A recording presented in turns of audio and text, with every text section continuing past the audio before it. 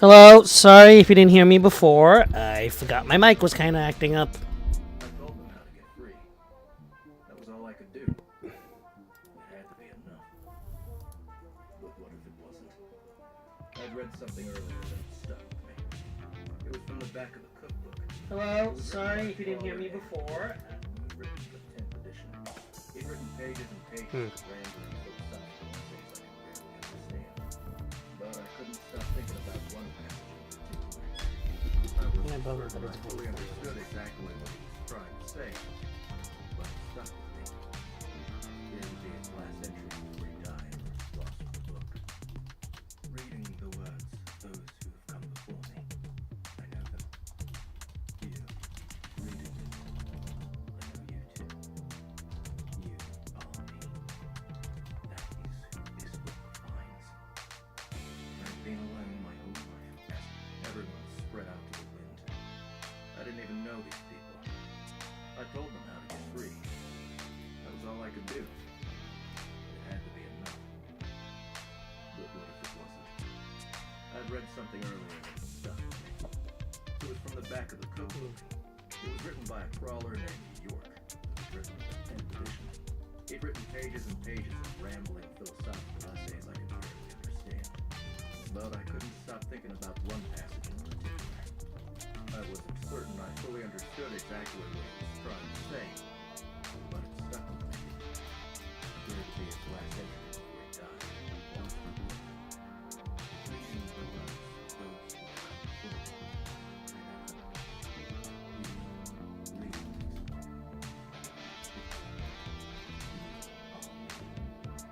read this book. I've been alone my whole life. I've been surrounded by lies. That's okay. I now know. It is acceptable to have your own thoughts, your own mind, despite what they say. But it is also acceptable to be alone and want the strength of the hive. There is no shame in that. No contradiction. That is what this book attempts. To make a hive of those who will never cross paths, except in these pages. Yet sometimes this book isn't enough. Sometimes not more. You must go on. Again, there is no shame. There is no shame in wanting to be alone, yet feel safe in the comfort and strength of your will. But more importantly, there is no shame in wanting to protect those who are your hive, even if you never knew them. For they are yours. And they are being taken. It is us, or it is them.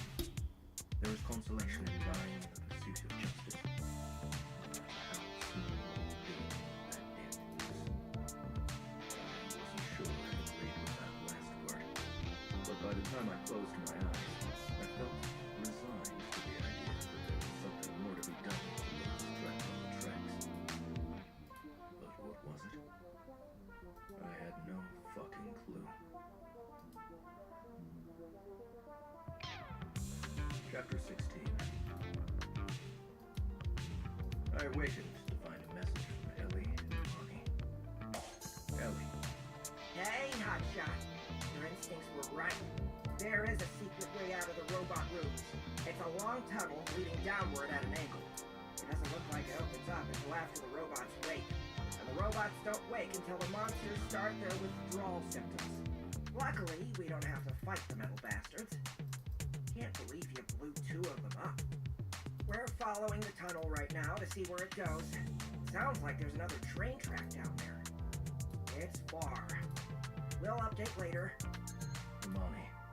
Beware of the monsters once they transform. They're much more powerful. That had only come in about 10 minutes earlier, so I wasn't expecting an answer for a while. I was hopeful for what they'd find. If that secret down-the-line train existed, people stuck on the tracks could flee to the nearest robot rooms and hitch a ride. Carl! I realized something. Donut said excitedly as I sat up. I yawned. I still couldn't get over how perfectly rested I felt after sleeping only 2 hours. What is it? Remember that spell book I wrote a long time ago? That term of minion army? It would have been read as it costs 50 spell points to cast. I remember, I said. She'd gotten the spellbook from a beguiling box Donut's base intelligence was 40, giving her 40 spell points. But she added 1 intelligence with her butterfly charm and another 3 with her new tiara, bringing it up to 44. However, good rest plus the Because now I'm dealing with the bullshit. stats rose The another worst I mean. 20%. The stat increase was calculated before any of our equipment buffs, and it didn't actually show on the list either. Mordecai had said it was a persistent bug that had been around for a few seasons now. Nevertheless, we knew the buffs were active because while our intelligence stats said one thing, our spell points reflected the actual number. Mordecai had said he put it in a ticket, but we shouldn't hold our breath on getting it fixed. Anyway, 20% buff. Donut's 44 in intelligence was now actually 52. Total of 52 spell points. I take it it'll let you read the tone now? Yes, I didn't think it would because of that bug thing, but I thought of it before we fell nap, and I remembered when I woke up. And I looked. And you read it already, didn't you? Mordecai said we needed to talk about the spell once you've got enough points to use it. Of course I read it, Carl. That's why I'm telling you this. Mordecai isn't here, so we're talking about it now. Okay. Just don't go casting it unless you know what you're doing. Remember what Mordecai said? It takes 5 minutes to cast, and you get stuck in place while it's casting. The Minion Army spell is simple on the surface, but the spell's specifics were convoluted. You cast it on a group of enemies, and some of them would turn and fight on your side. Mordecai had said it was a powerful spell, but only in certain circumstances. It was almost impossible to train up because the conditions in which one used it were rare. The Mass Charm spell had a casting time of 5 minutes, which was outrageous. At level 1, it also had a cooldown of 5 hours. Its base area of effect was a 30-meter diameter circle, though that went up a lot based on her charisma. It only worked on intelligent mobs. That, plus its 5-minute casting time, made the spell almost useless. At level 1, once cast, every mob in the area of effect had a 2% chance to turn and fight against their friends. All of that, only a 2% chance to turn someone? It didn't seem right to me. But Mordecai had insisted that it would be a great spell. I took his word for it. I can't wait to try it out. God damn it, Donut. Don't cast it until I tell you to. You'll get frozen in place for 5 minutes.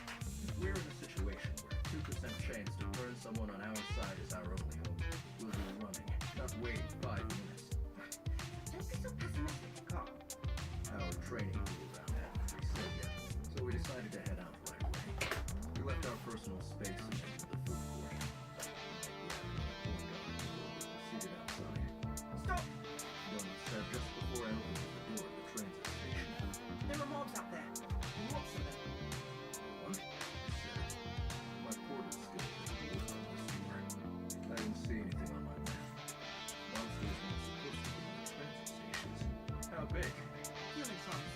Maybe a little smaller. There's dozens. They're bounced all over the place. I think they're really fast. That's new. I said. We couldn't use Donut's whole spell on safe room doors. But we were safe while we were inside. Step back. Let's see what we're dealing with. I opened the door, but I stayed inside the room. What the hell, man? I said, examining the screeching, frothing bedlam in the small transit station. The squealing chaos abruptly stopped. About 40 pairs of eyes turned to look at me. Howdy, fellas, I called. These were baboons with wide, disconcertingly human faces. The actual features, like the eyes, nose, and mouth, were much too small for the broad, fleshy faces. The rest of their bodies were completely simian. I focused on the closest of the creatures. It was wearing a ripped t-shirt with a cobra on it. It had a backwards baseball cap on its head. Another had an equally ripped shirt with the actor Nicolas Cage's screaming face on it. A third wore a shirt that read, "It's not going to suck itself," with an arrow pointed down. The mobs all had red exclamation marks on their heads. But they had never seen before. It was some sort of buff indicator. Level 17. Warning. This mob is suffering from the DTs. It is in stage 2 of 3. In stage 2, this mob's strength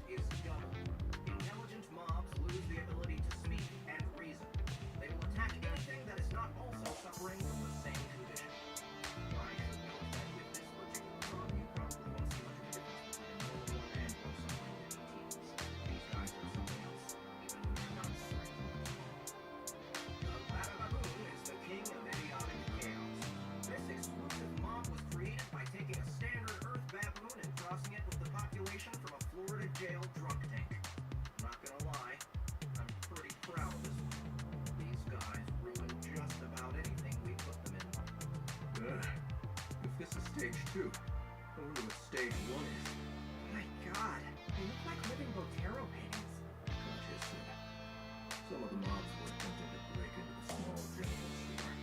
I could see the face of the mole man proprietor through the barred window, looking out worriedly. The monsters had vomited and shit all over the place. One of them appeared to be passed out on his back. Another was scratching at his own face while he teabagged his unconscious companion.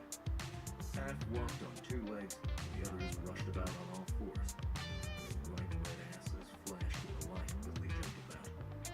They screeched at my appearance at the door. The first one with the cobra shark lunged at me, barreling into the safe room.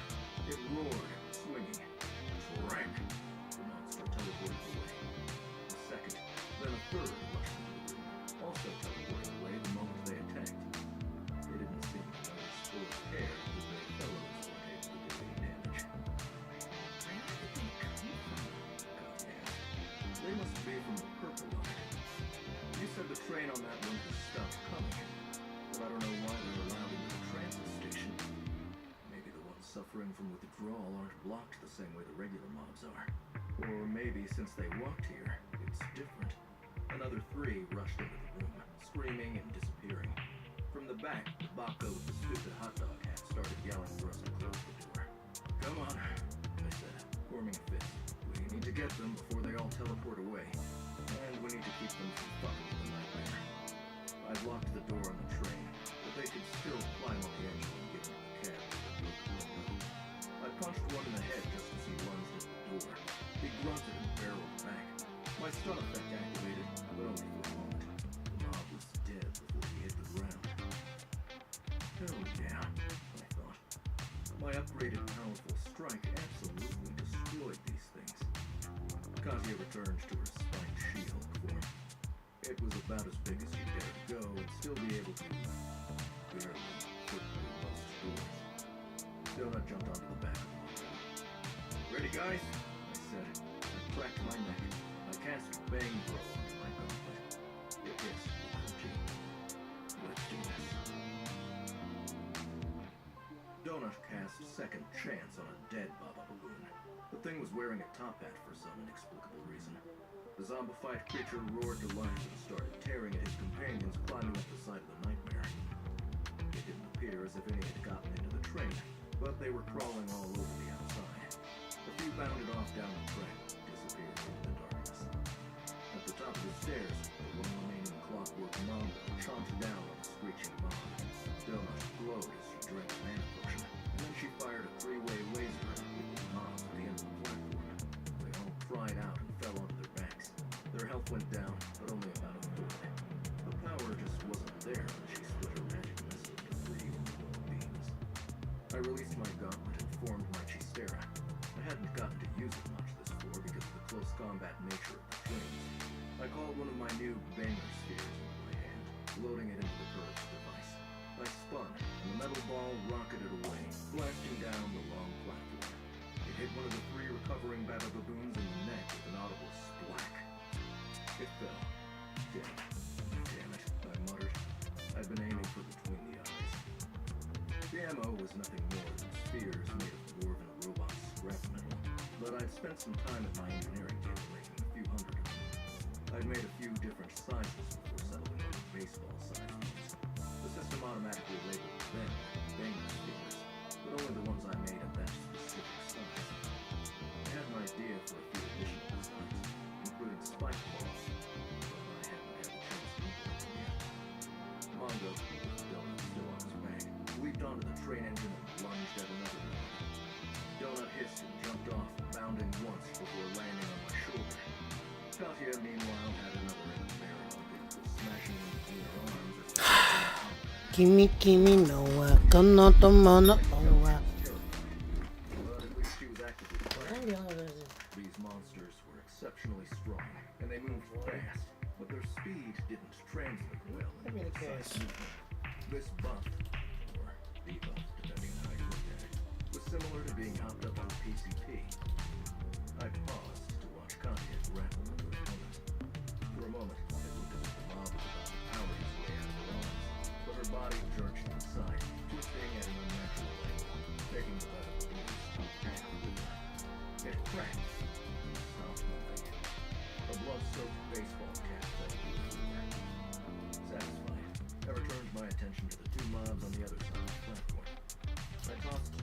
Famer spheres, killing them both. After another minute, the fight was done. Mongo returned, squawking heavily. Whew. I think you need more practice before we battle while you're mounted. If he'd been a human-sized rider, he'd have been brained on the ceiling of the tunnel at the top of the train. Kazi stood there, looking at his blood-covered hands, breaking his leg. He had an odd expression on his face. You good? He was hitting me really hard. I mean, like, really hard. But I think I figured out how to move the metal around inside of me. It's slow still, but I think it hurt him more than it hurt me. I think I can make traveling spikes, so monsters using their hands will impale themselves on me. I just need to keep practicing. When I do it really fast, it feels like I'm breaking my own bones. It's hard to explain the sensation. There's more in the main area. Donut said. I started jogging toward the three at the end of the platform, so I could loot their bodies. So far, none had anything of interest except a few handfuls of gold. They keep coming. There's some on the tracks too. The nightmare tracks. I don't know where they're going. Well, let's get out of here, I said when I was finished. I took all of their hats, but not their shirts, which I'd have to physically remove. I took several of the actual corpses too. Something tells me we're going to be seeing more mobs like this from now on. There's another one, I muttered, as we barreled down the rails. Eager far. A moment later, the train gave a barely perceptible stutter as the cowcatcher crashed into the mammoth loom on the track. The creature was thrown sideways and was stuck between the train and the wall of the tunnel like he was being eaten by a paper shredder. As I suspected, my message system was filled with people reporting encounters with mobs suffering from the DTs, all second stage. For whatever reason, once they got sick, the terminals were no longer safe. Ellie and Amani still hadn't reported back. Bautista would soon arrive at 4:33, which was the last train station. It was called Terminal Station. It took less than 20 minutes to reach the city station now that I was more familiar with the rules. Katia had to remove all of her mass to fit into the cab, and we ended up storing Mongo. I had the key to the passenger car directly behind the engine, but it was filled with the gore of some unknown mob from when I blasted the train. We all decided to crowd into the engine cab instead. Fire brandy remained in her boiler, not coming out at all. I figured that was a good thing. The less the others knew about the nature of her presence, the better. I pulled the train to a stop just before the station repair station. I wanted to make sure that the massive portal was what it claimed. I exited the train and walked right up to the portal so I could examine it. The description was virtually identical to the portals that led off into the abyss, with one difference. Time to pass through to make world. Gated by conveyance tied down to key holders. Can you pass this portal? Yes. Warning. You must be on a gated conveyance and your key must be equipped or held outside of the and that the key is marked environment on other side. Yes or no? The previous description said they were one-way portals. As I stood there examining it, trying to puzzle out the exact definition of pass-through two-way portal, a loud clank, clank, clank noise emanated from the other side of the gateway. I stepped sideways to get a better view of the structure of the side, and I realized that the track actually ran through the swirling portal. The track on the far side looked like a loop system with dozens of tracks diverging off of the main. That sound I heard was track switches activating down the line. They were being controlled from the other side of the portal. And if they were switching now, that was it. I took a step back as a steam engine rolled out of the portal, screaming loud and faster than I expected. It was a steam engine almost identical to the Nightmare, but painted red. It only towed 6 cars behind it, plus a caboose. The train clunked loudly, switched off the main track and then onto another, Nobody's watching this crap. before disappearing into a random tunnel. I backtracked, looking at the auxiliary tracks warning switch. It led to a long I'm sure he has everyone else.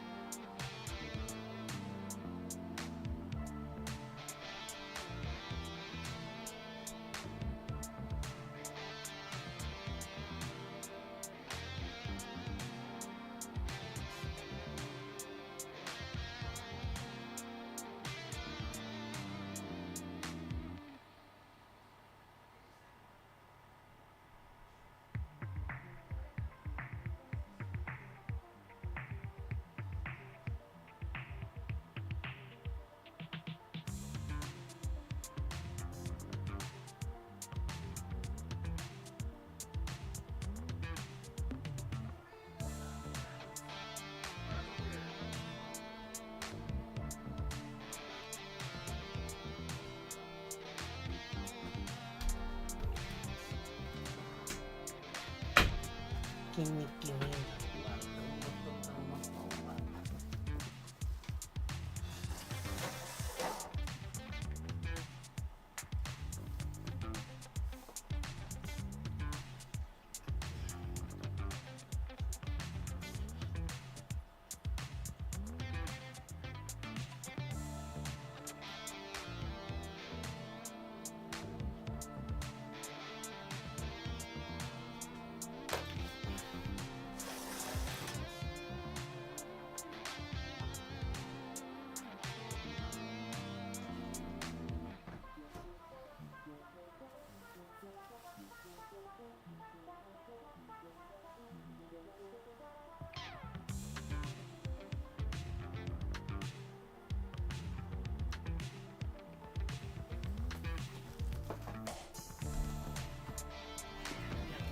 lab.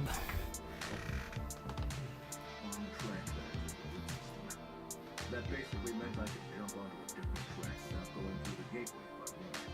Though with the switch controls on the other side of the portal, we'd be stuck with whatever track the last train had utilized. In other words, we'd be on the same track as that red-colored train. The recycle switch clearly led off to the abyss, so our only real choice was station repair. I took a screenshot of the portal, and it was the same massive train yard as before, still filled with zombies. This one appeared to be on a different side of the yard as where the subways entered. I looked worriedly at the closest zombie creature.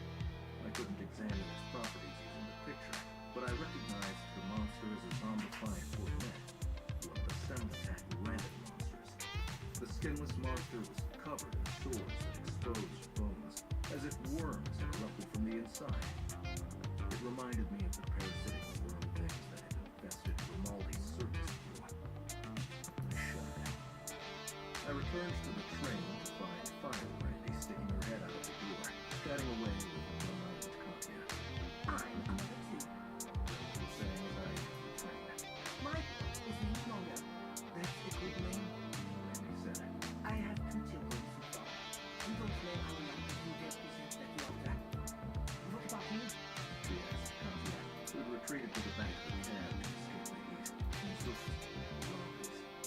This one appeared to be on a different side of the yard as where the subways entered. I looked worriedly at the closest zombie creature. I couldn't examine its properties using the picture, but I recognized the monster as a zombified Cornet, one of the sound attack rabbit monsters.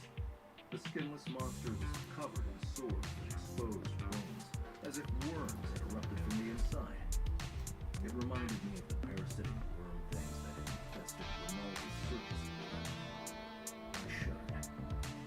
I returned to the train to find Fire Brandy sticking her head out the door, chatting away with Donna and Katya. I'm another two. Donna was saying as I entered the train. Mike is named longer. That's a good name. Randy said, I have two children so far. We don't name our young until they represent that the altar. What about you?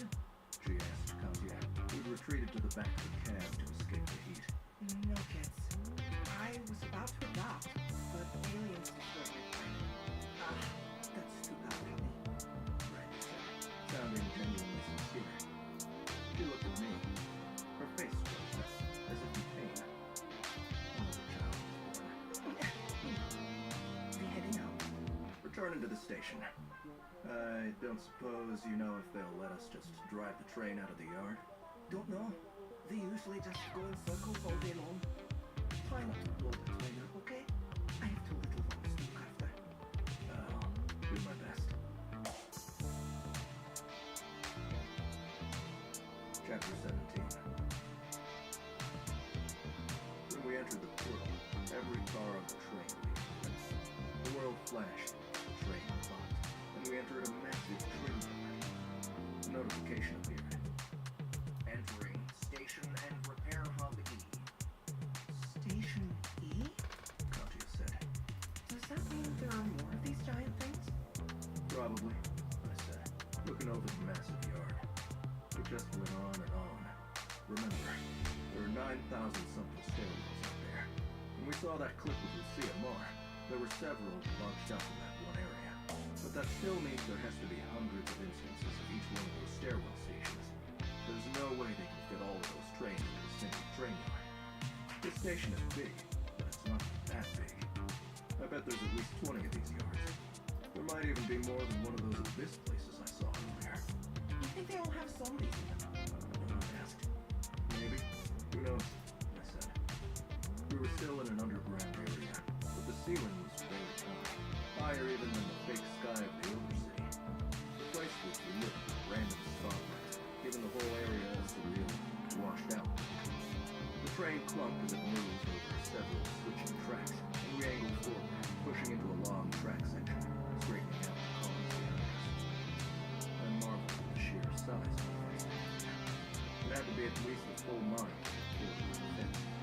The stone wall of the chamber blocked the area behind us, and I couldn't even see how far the yard went to the left or right.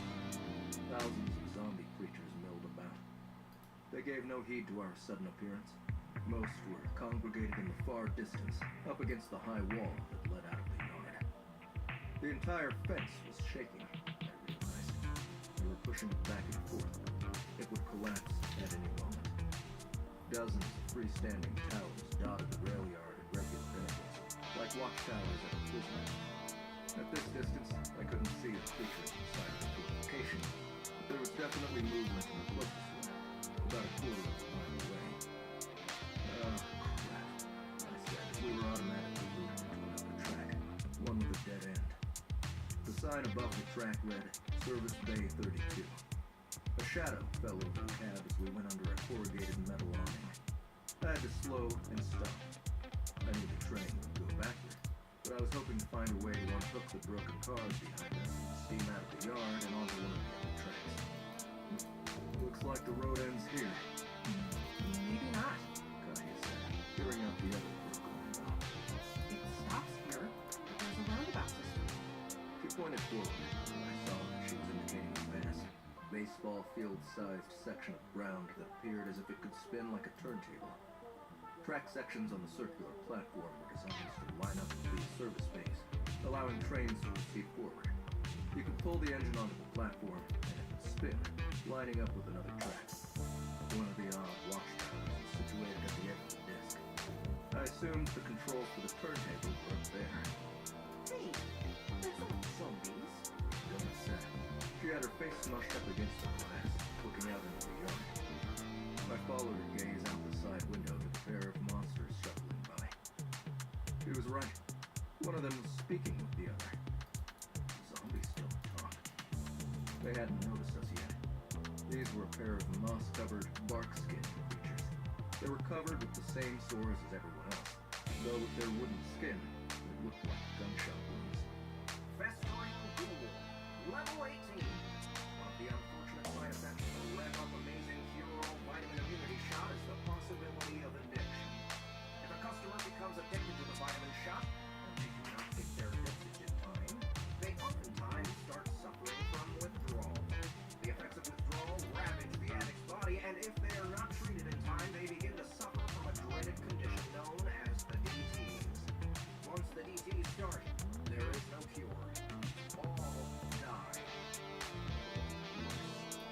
At stage 1, sufferers are overcome with violent tremor. They are barely able to think or to move. Their mind starts to rot out from within. Only 50% of sufferers survive this stage.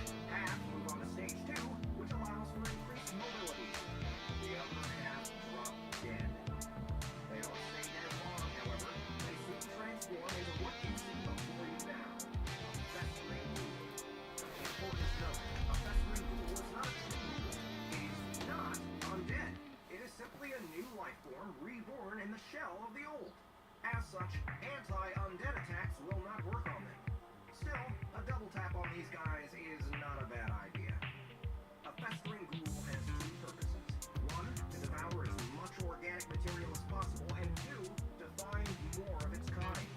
These particular ghouls have been born with the knowledge on how to get to this area. All they need now is enough of their time to arrive before their purpose becomes clear. That sounds vaguely threatening. So I guess all those lateral ghouls we fought had survived stage 1 and got to skip the ghoul stage. Unless they turn into something worse if they die at the end of stage 2. How are they getting here? Katya asked. Even though the mobs appeared to be able to talk, everything else about them screamed mindless zombie. There were hundreds of different types, but they all moved in that same plodding, aimless manner. I thought of those robots. I think I know what's happening. But Amani and Ellie are about to discover for sure. The real question is, what happens when enough of them get together? It's obviously something awful, Carl. We need to get out of here. We heard the echo of a detonation. It sounded like a cannon blast. A moment later, a second flash echoed directly over our heads. Whatever it was, it had hit the corrugated awning covering the train. Then came the click, click, click sound of something being ratcheted tight. I think someone's shooting at us. Look, there's a chain. It's coming from that tower. She was right. The closest watchtower, the same one at the edge of the turntable, I chopped some sort of chain at the roof over our heads. Whatever it was, it connected with the roof. It's now ratcheting itself tight. Do you think they're going to pull the roof off of the awning? Conti asked. No. Look, there's a little dude up there, in the tower. He's going to use the chain to get to us. Sure enough, once the chain was tight, the small creature attached a little basket to the roof. The basket hung off the chain by a pair of straps. It looked like and was the size of a woman's purse. The little furry man jumped in. The basket bounced wildly as it slid down the length of chain toward us. His white dot appeared on my map. The creature eventually disappeared over our heads as it landed on the awning. A moment later, a tiny furry man swung off the edge of the corrugated roof and landed deftly on the front of the engine. He had something large and metallic attached to his belt, and it clanged loudly when he landed. He scrambled up the walkway and approached the broken portside window. We all knew it was the look. He was goblin-shaped and proportioned, though instead of clothes, he was covered in black, bristly hair. He was much smaller than a regular goblin, about the same height as Sam. He wore a little railroad cap and a tool belt that dragged a wrench 3 times his length. It clanged and dragged against the metal of the train as he approached. When he jumped, the wrench didn't appear to impede him at all. Wicked! Grease Gremlin, level 19. Iron Tangle Steam Engine Train Technician. Not all gremlins are bad or evil. Not all of them glory in the tearing of flesh and the rending of bone. Some prefer more quiet activities, such as boiler repair and heavy engineering. Then there are grease gremlins, who can go either way. The only thing keeping this guy from attacking you is that sensitivity training class human resources may have taken over to secure this job. As long as you don't abuse him or his beloved trains, you'll probably be fine. I told you last time, this here station's closed. The creature ranted. First the Raven Blader Limited, and now the Nightmare. I don't care if you lost the beasties on your backside. Don't you see we're suffering from a ghoul infestation? They're about to reach critical mass. Now I've got to risk my life just to get you stupid butts out of here. We're not giving you a resupply, that's for sure. I could barely understand what he said. His inflection was like a real guy poorly attempting a Cockney accent. His head appeared in the broken window opposite Contiac. He remained frozen like that for a long moment. Oh, for fig's sake. He eventually said, You crawlers! He took the train! Where's Crackjack? Did you kill him? Don't care about the warmish cunt. I hope for your sake you didn't hurt Brandy. I saw no point in lying to the creature. If Crackjack was the engineer, then yes, we'd kill him. Brandy's fine. We're just trying to get to one of the stairwells. Below, a pair of ghouls finally noticed us. One of them screeched and pointed. All around the train yard, the mass of ghouls turned in our direction. Stairwells? The widget said, oblivious to the sudden ghoul attention. He laughed. Then why the hell you come all this way? Why not take the escape velocity train? It goes to all the stairwells. He rapped on the metal window. Hell, this train stops at 83 Tangerine and Plum. You take the Tangerine up to 89 and hop right on the escape velocity. It'll take you straight to the gaggle of stairwell stations. Silly crawlers, always making it difficult. Well, I reckon no real harm done if Brandy's okay. Seems to be a mum, you know. Crackjack was a cock. Cockjack. Nobody has no love for the woman's kind either. Out with you. We're about to abandon the yard. Gonna all move over to yard 8. Ain't no ghouls at yard 8. You can catch any number of lines up to 12, I reckon. Or 24 might be better for you lot. 12 got them Canada ghouls. Where all the trains from this yard is done. They ain't opening the gate for nobody. We gotta use the chains to get out. And ghoul, this was some kind of multi-limbed monstrosity, scrabbled up the side of the train like a spider. Get your filthy paws off it! Widget cried, turning to face the ghoul. He pulled the gigantic wrench off of his belt and waved it threateningly, using 2 hands to hold the massive, oversized wrench like a halberd. Whack! Through the broken window, Donut fired a magic missile directly into the ghoul. It didn't die right away, but it was blasted onto its back. Its legs curled up. Unconscious appeared over it. A moment later, the notification went away, and it took into the next. Boy, nice shot, lassie. Midget said. He licked his lips and looked at Donut pleasantly.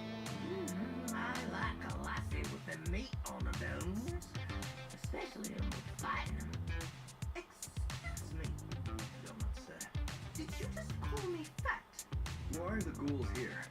Some cunt done buggered up the system, cheaped out, trying to combine systems, and that's there why it broke down. Never worked right. The ghouls are supposed to get all caged up, hop on the service conveyor back to the yard, and then get wheeled onto one of them terminus direct lines. Should have just built a second conveyor system right into the abyss if you ask me. But nobody ever asks Widget what he done thinks. Too many came at once. Sometimes them rat ghouls are in cages, so the cages are broke when they get here. All they spill out, the system broke down. Ain't no stopping it. He pointed to another ghoul. Lassie. Donut lied by firing another missile. This ghoul rocketed off the train. That's my girl. What's a fine lass like yourself doing with this lot? I get off shift in a couple of hours. Got a place up at 60. My wife will cook us a nice stew. Your wife? Donut asked, incredulous. She no mind one bit. She'd like a smacking too, I reckon. Plus, she cook. We got a drop of fresh fish in our food boxes we did. Wait, what kind of fish? Yo, focus. How are we supposed to get out of here? You gotta abandon ship. Up the chain, this tower. Then we do a bit of hopscotch. We got a system. One that works. He grinned. As long as your climbing skills is up to snuff. I eyed the chain dubiously. Below, another group of ghouls were attempting to climb up the side of the train. A single ghoul had discovered the ladder behind the cab, and it was now scratching at the door. Widget leaned in through the broken window and pointed at a red spigot in the fridge. Katya had to jump back to the unwieldy thing. Turn that one right quick, will you? Then turn it back. Brandy had told me never to touch that one. I turned the spigot, and the train hissed. Steam spilled from the side and rose all around us. Below, the ghouls screamed. I quickly tightened it back up. It'll teach you right. Widget yelled down at the monsters. Several scrambled away from the side of the train, but they soon returned. I reckon I better open a hole in the ceiling before you get overwhelmed. It'll take me a good... He didn't finish. In the distance, a mighty crash reverberated throughout the train yard. A section of the colossal wall that separated the yard from the conductor's staging area collapsed in a mighty heap. The crowd of ghouls surged out of the enclosure. Below, the ghouls who'd been advancing on us turned to regard the collision. A few shuffled off wounded, but most remained at the base of the train. Boy, that and all good. Widget said. Line change. Now the wall is gone, I reckon it don't matter if we use the gate. I'll unhook it. Then I'll get into my tower. Get on the turntable, and I'll get you onto the employee line. There's only a station over at 60, and it loops back after. So no 72. Not that you'd want that one anyway.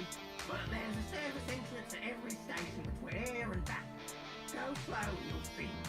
And come quick. The distances are much shorter than here. The homeward bound is locked up tighter than an Octoy's cunt, so you'll have the track all to yourself. He disappeared, scrambling over the top of the cab.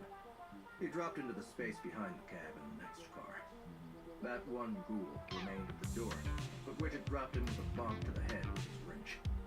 Less than 10 seconds later, there was a mighty clang that shook the whole train. A few moments after that, he returned to the window. Behind, 3 additional ghouls discovered the small ladder that led to the back of the cab. They stood at the closed door, banging on it. Hey, you did a mighty number on them cargoes. No matter now, they's unhooked. Now I'm going to climb up the chain and get into my tower. I'm going to turn the table to your bay. You get on. Make sure you get all the way on. I'm spinning up right and stop at the right track, but don't be leaving yet. I'ma come down and we ride out together. Sounding good? That, sounds great, I said. I wondered if he was genuinely disaccommodating, or if this was a result of charisma. Either way, I wasn't going to complain. Better than I hoped for. I appreciate your help. Aye, yeah, good luck. He winked at Doe. Oh, I'll be back when we talk some more about that fish for Caleb. He turned and ran to the edge of the engine. He paused to wave. And that was when the spider ghoul, turned from an X back to a red dot. It lunged forward and grasped the small furry gremlin. It ripped the mechanic's head off in one smooth motion and started to devour his body. The whole thing happened in less than a second.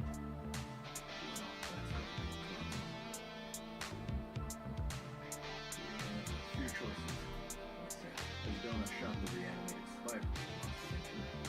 We can abandon the train. If we do that, we'll fight through the ghouls and make our way up one of the tracks on foot, or we can try to go back through that train portal and return to the switching station. Also, Neither are very appealing. Katya said.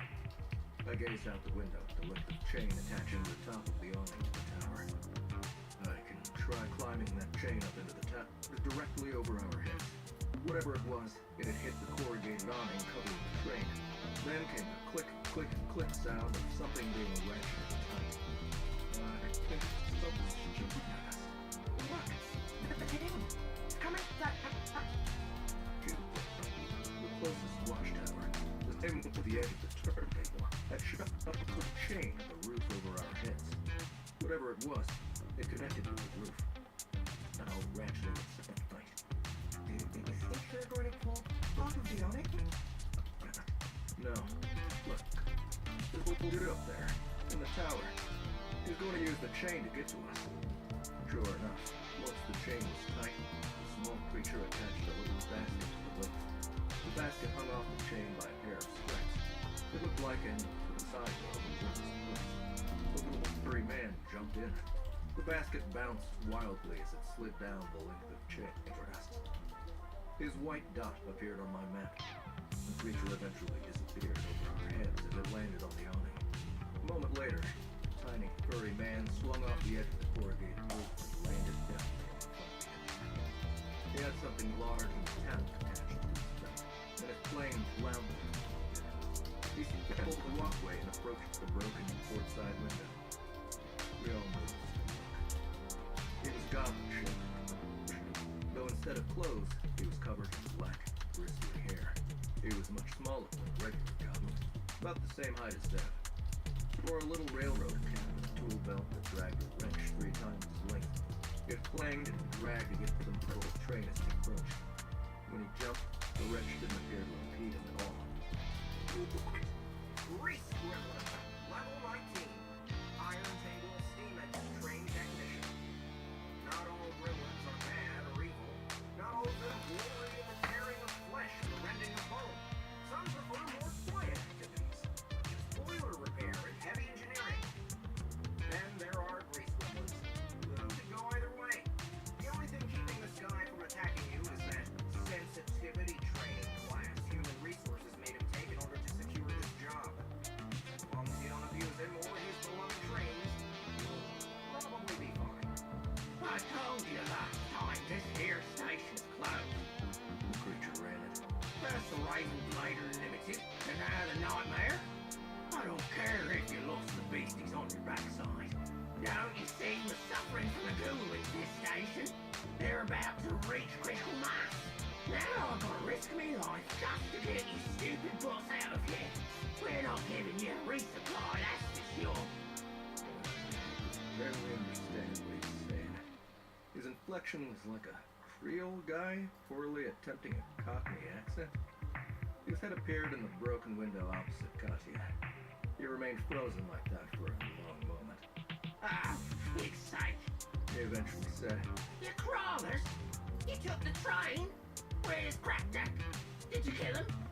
Don't care about the warmish cunt. hope for your sake you didn't hurt Randy. I saw no point in lying to the creature. If Crackjack was the engineer, then yes, we killed him. Randy's fine. We're just trying to get to one of the stairwells. Below, a pair of ghouls finally noticed us. One of them screeched and pointed. All around the train yard, the massive ghouls turned in our direction. Stairwells. Richard said, oblivious to the sudden ghoul attention. He laughed. Then why the hell you come all this way? Why not take the escape velocity train? It goes to all the stairwells. He rapped on the metal window. Hell, this train stops at 83 Tangerine and Plum. You take the Tangerine up to 89 and hop right on the escape velocity. It'll take you straight to a gaggle of stairwell stations. Silly crawlers, always making a ticket.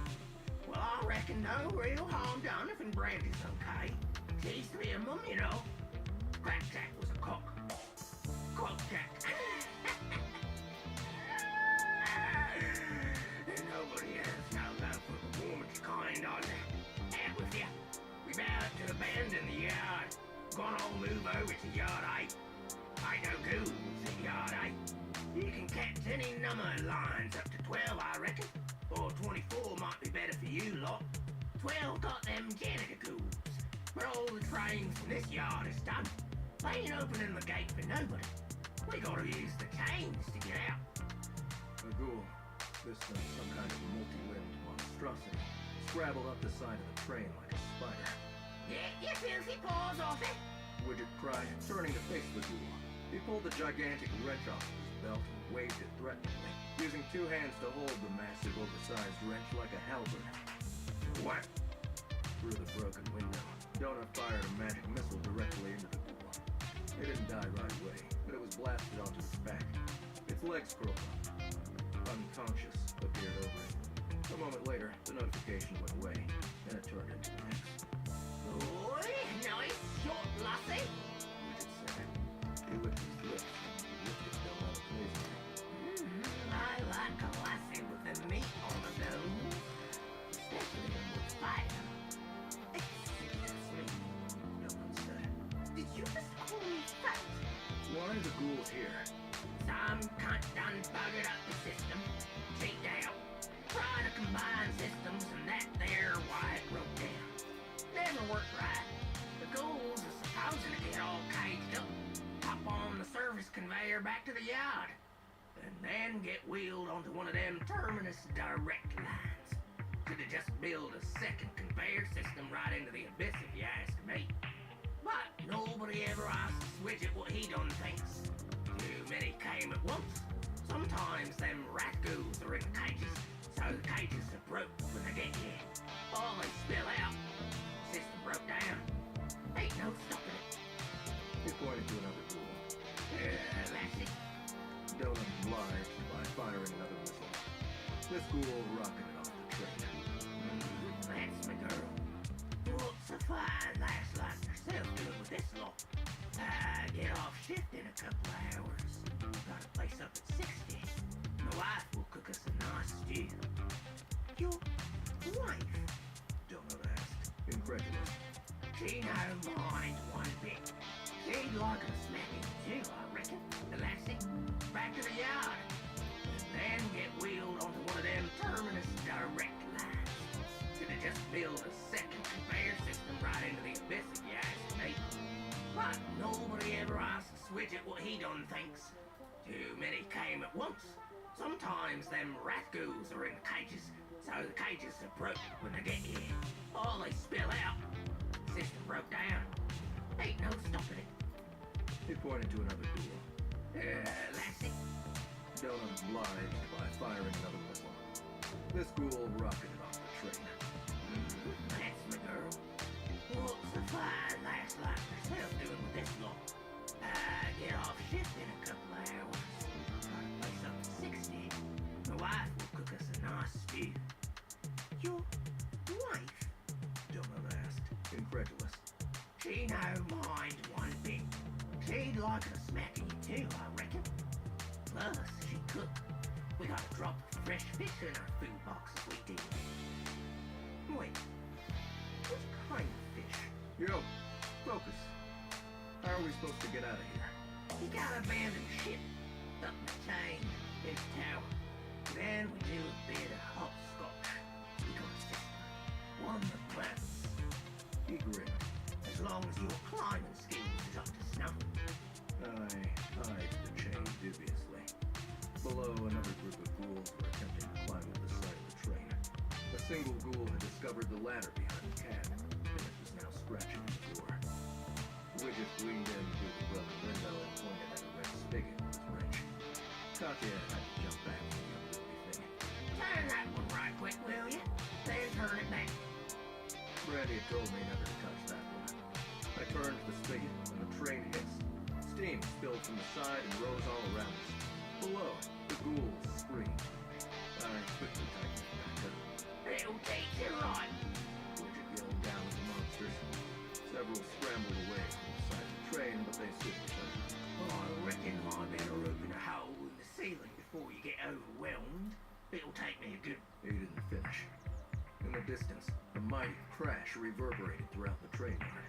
A section of the colossal wall that separated the yard from the conductor's staging area collapsed in a mighty heap. The crowd of ghouls surged out of the enclosure. Below, the ghouls who'd been advancing on us turned to regard them as it. A few shuffled off wounded, but most remained at the base of the train. Boy, that's all good. Widget said. Land tight. Now the walls on. I reckon it don't matter if we use the gate. I'll unhook it. Then I'll get into my tower. Get on the turntable, and I'll get you onto the employee line. There's only a station over at 60, and it loops back after. So no 72. Not that you'd want that one anyway. But there's a service entrance at every station between here and back.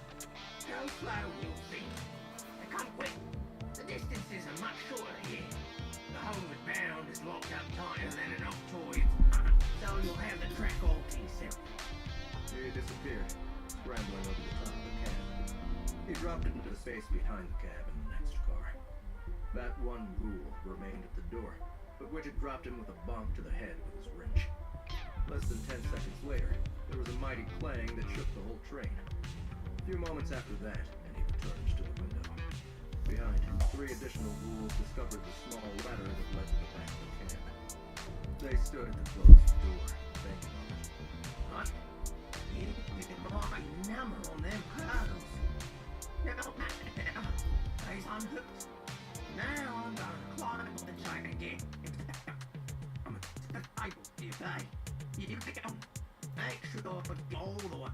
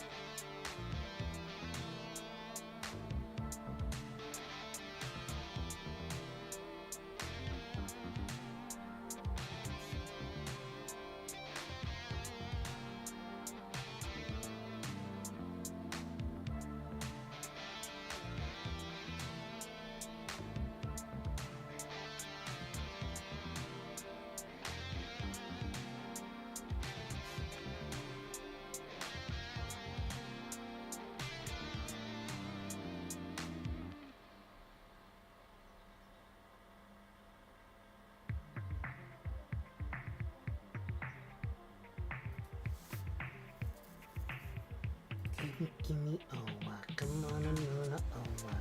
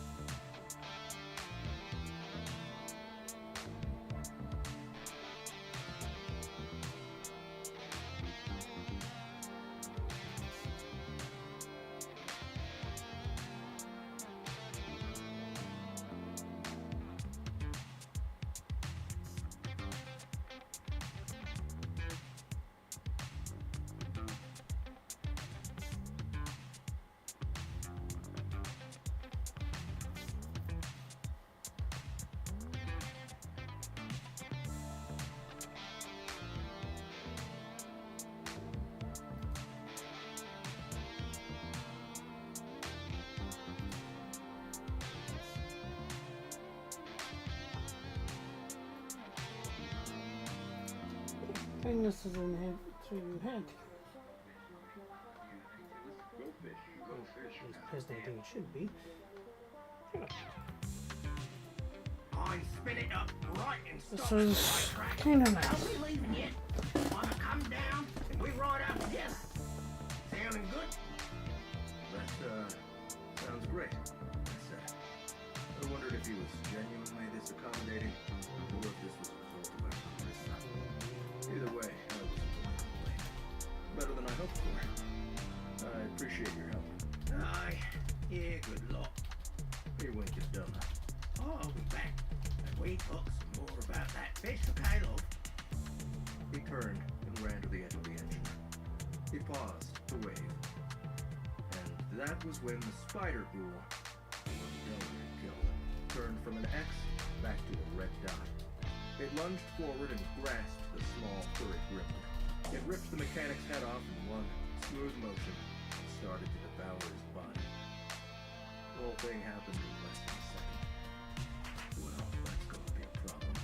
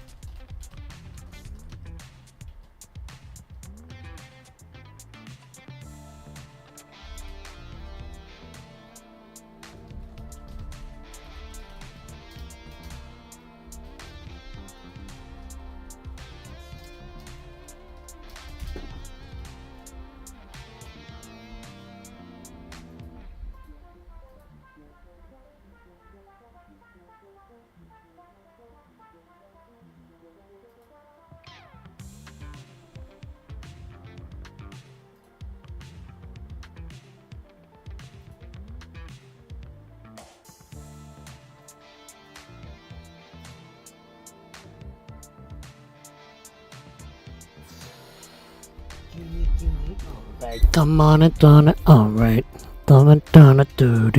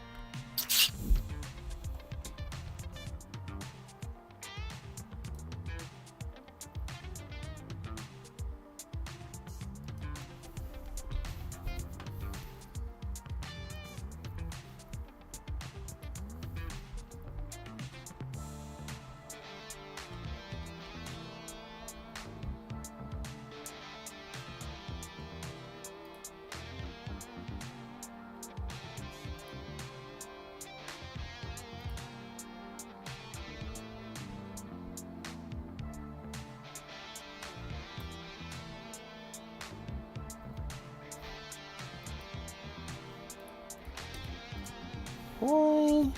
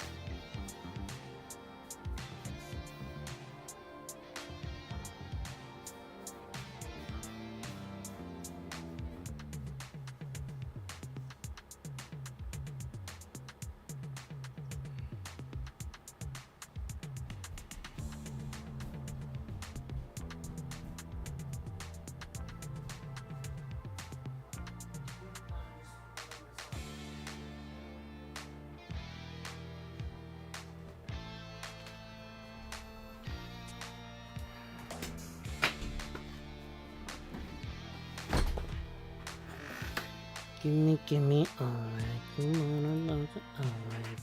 Gimme, alright.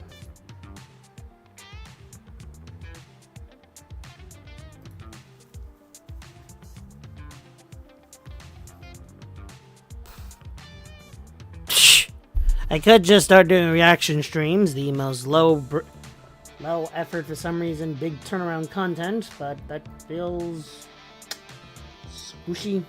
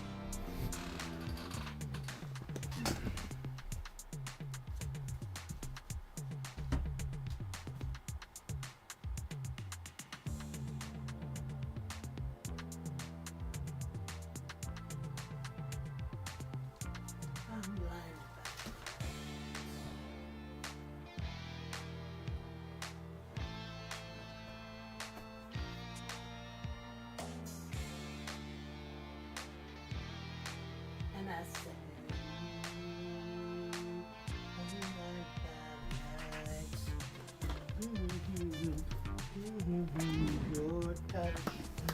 Touch and I said, ooh, I'm blinded down.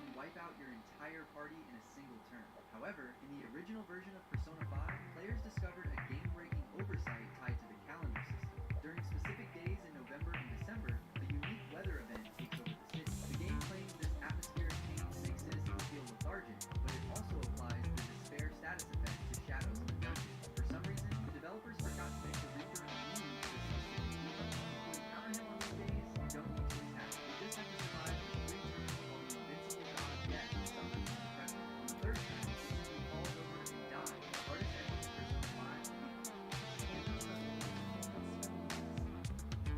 One that created a field of flowers. Useless at best and foolish at worst.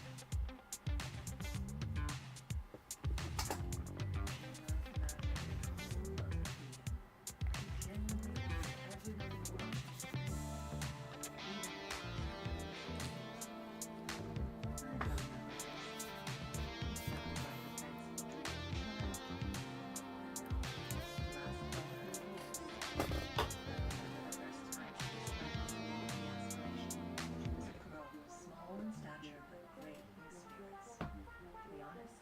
I didn't think she would live to see such an era.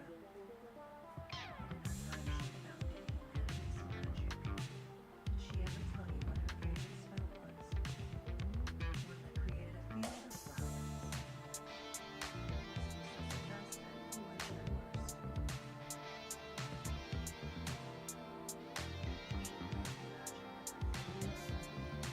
She genuinely wanted everyone in the world to experience it, even in its most perilous moments.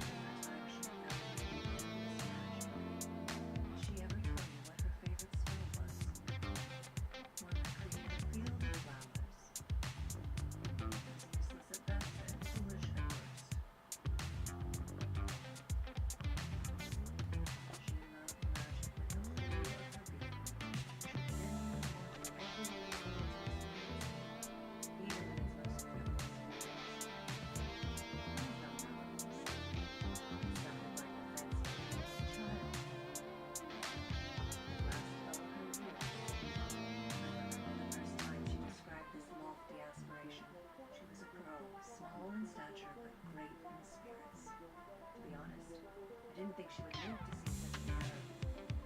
And in her time, she founded humanity's magic. Did she ever tell you what her favorite spell was? One that created beautiful flowers. This useless ambassador, who was your first? She loved the magic. All of her. She carried it on to everyone who wanted to experience it, even in its most frivolous forms.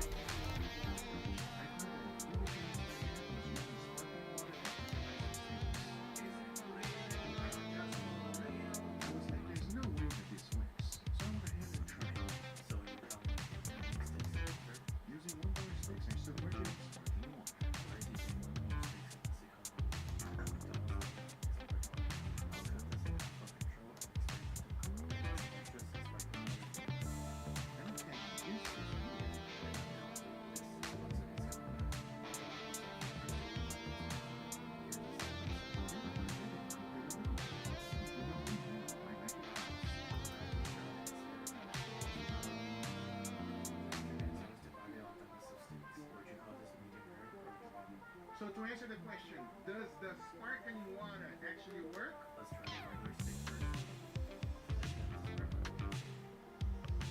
Wow, that was actually good. I heard that maybe should use their shampoos using sparkling water to neutralize the stains. Is it real or just for real? There's no way that God. did it work? Why is my body still in there? Holy Toledo? I think I'm the only one in here. Oh crap. We expelled the game spirit? Seriously? What happened? How am I outside of my body? I did it? I don't know, Dave. I wouldn't say that, but it is an interesting question to look at. You're missing. When you're Alberta, I recognize you from Todd's back tattoo. Oh, really, Todd? That's what you're leaving with, bro? Oh my God, you must be heading. We kind of already met. That's good. It's very nice to talk to you. Oh, they're not going to see the other ghosts. Are they talking during this moment of silence? Man, Jay lives a lonely existence. They are. Keep running. Even an elevator in the restaurant, saying kids not passing along. 2 words. Upscale, restaurant. Be gone, be gone, be gone. Did it work? Wait, why is my body still in there? Inside this door lives a creature that makes a sound people have fallen asleep to making the chirping nearly twice as loud, so that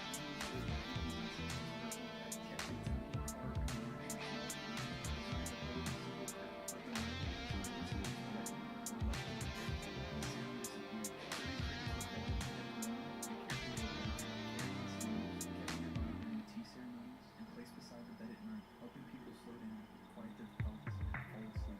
Inside this gourd lives a creature that makes a sound people have fallen asleep to for centuries, because dry Wedding reception venue charged my credit card. I left them 5 boys on letting them know the wedding was canceled. Why are they charging me $10,000? Right next door, about to say goodbye to the one who's like, And his poor dad is about to say goodbye for $10,000. Sorry about all this. Let me clean up my set. How do I get the money? You see that all payments are non-refundable. It comes from the root word refund, which means to pay back. And non, which means to not do. I did pay. So I'm gonna use this thing. Everything I'm being charged. But you said weddings canceled, but the party? Oh, the party is on. I think okay, Mr. Buster. I believe the contract calls for a flight. Right from LA, yo, no Jimmy. Hey, how the hell I can go on that word? He's kind in a golden like love to switch you on this show. And I can picture him. He looks so extraordinary. Most wondrous lies in its depths. I watch only. A blade that may be grasped solely by one who possesses the 5 chivalric virtues. Folk call me a lot of things, but virtuous? I don't know. Yet I, for I know reason guides your actions, as it does those of all men.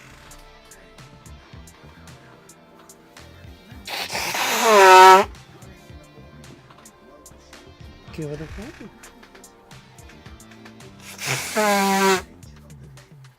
What's so extraordinary about it?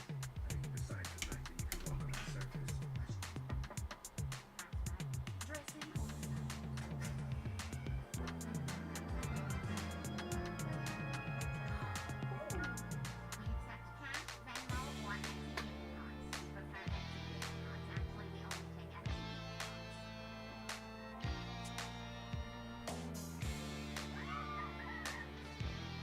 May I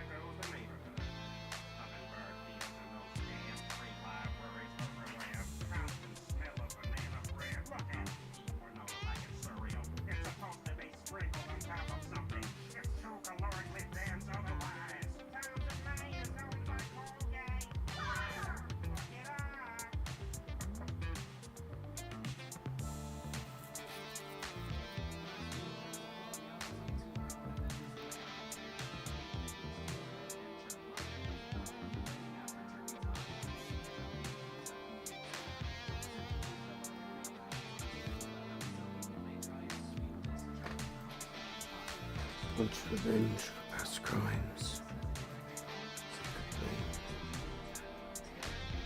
Look at some up, yo.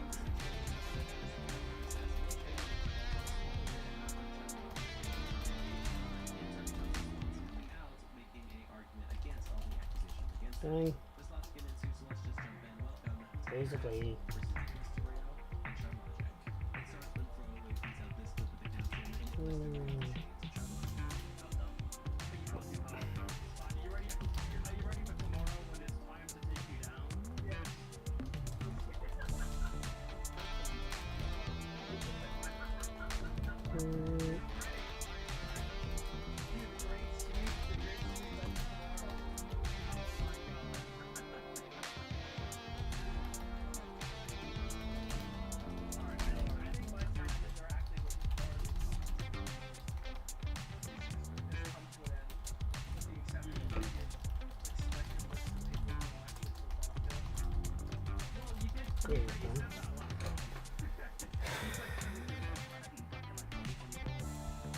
That.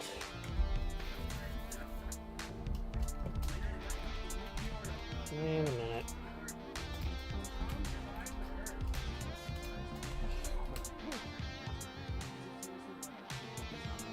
Someone once said that two heads were better than one in team's decision making, but the people said that clearly didn't actually try to coordinate with people before that.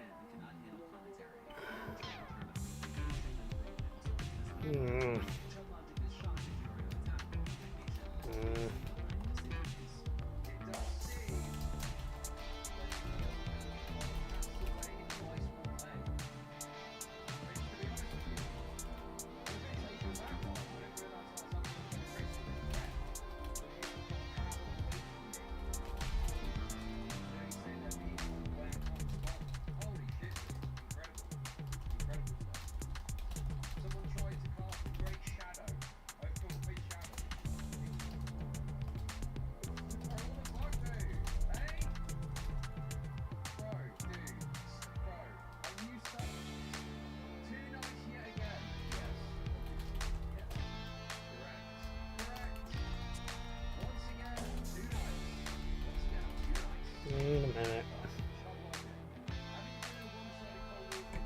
Wait a minute.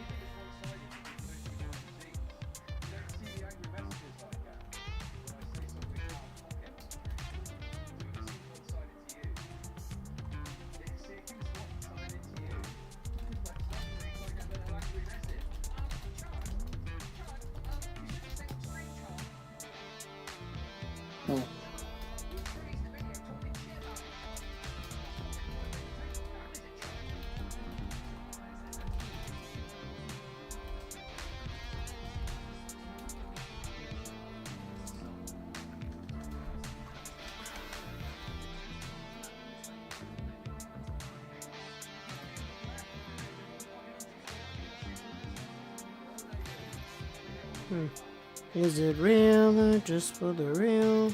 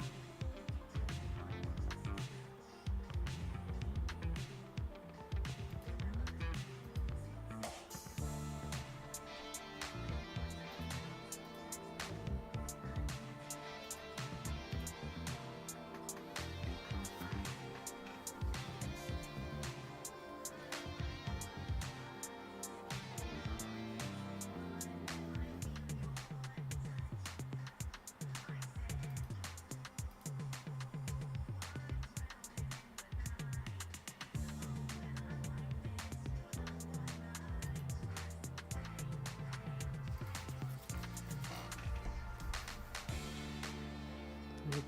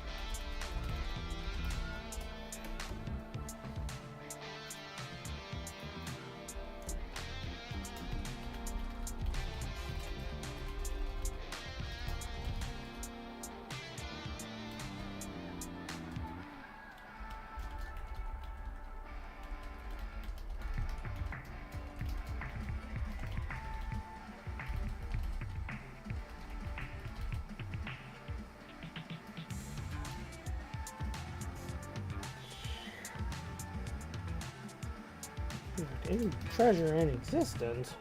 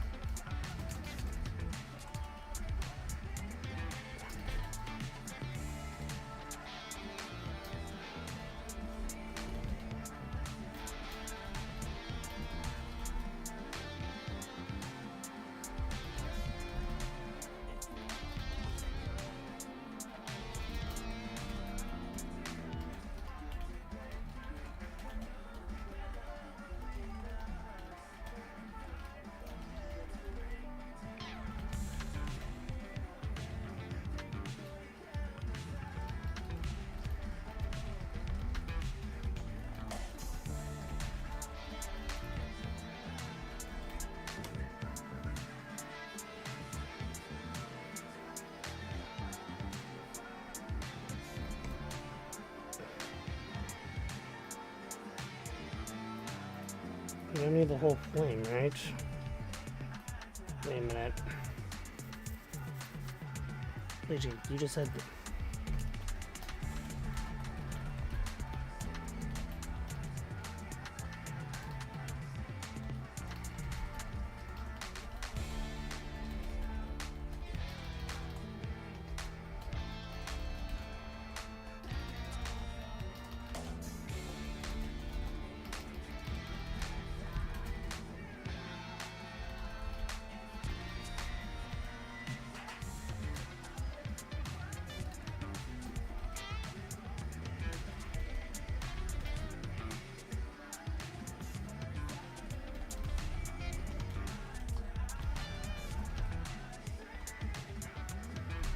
We could just take a portion.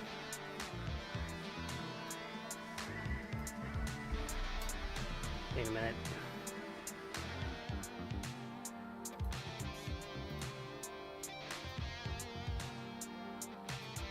Thing. The whole thing.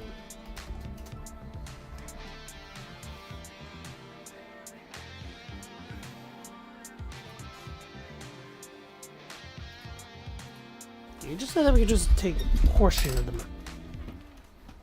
Why did you say portion?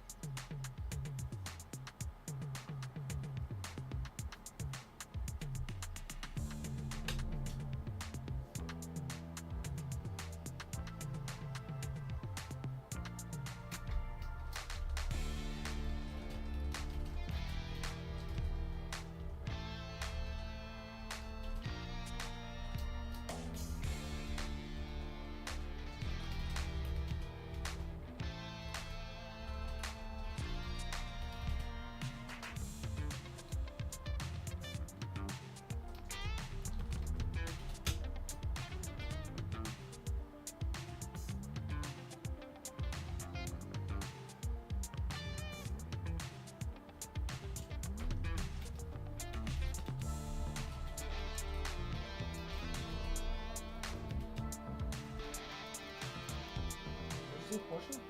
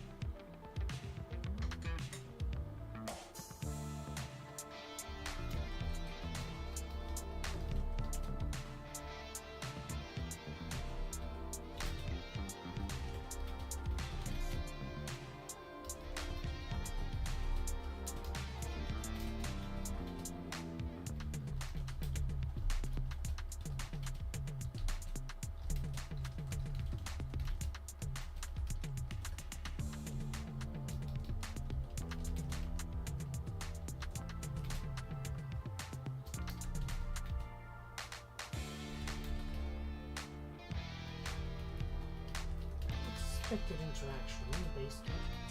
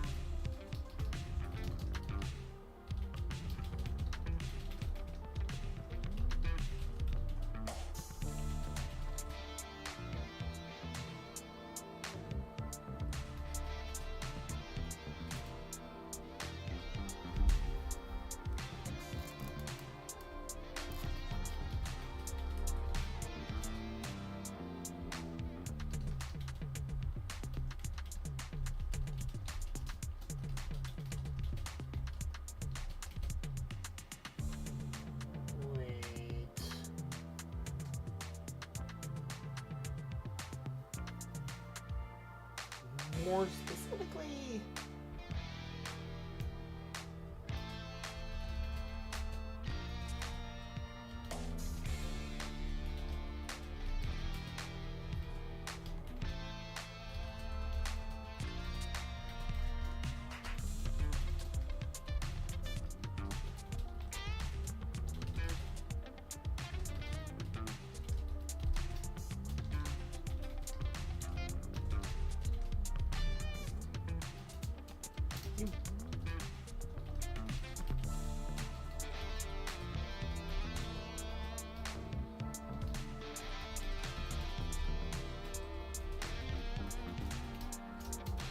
What?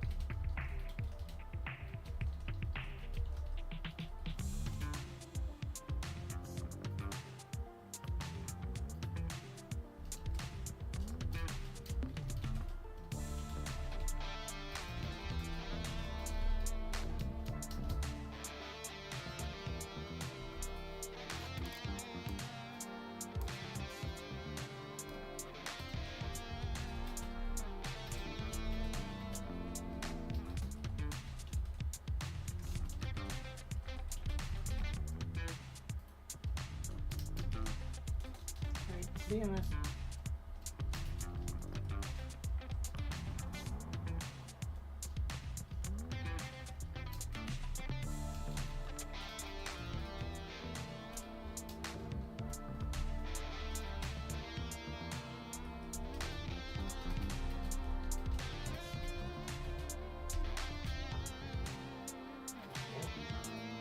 Did you just begin every? Did you just begin? And I said, ooh, I'm blinded by the lights.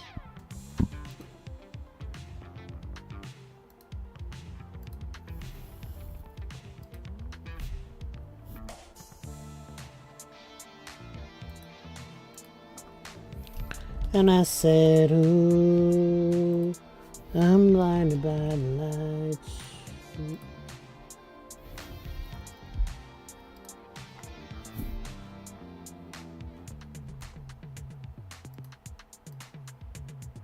We have a few choices.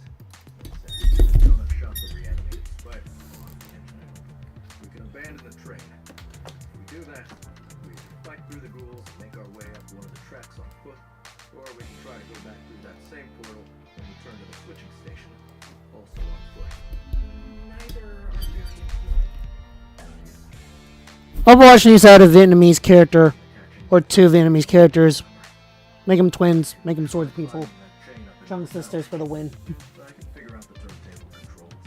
That's not one's wet car. Donut said. You're the only one who knows how to drive the train. I'll go up the chain and see if I can figure it out. Thanks, James, to look with kind. I don't know, Donut. I don't like the idea of you doing that alone. You might need hands to control it. If that can work the controls, then I can figure it out.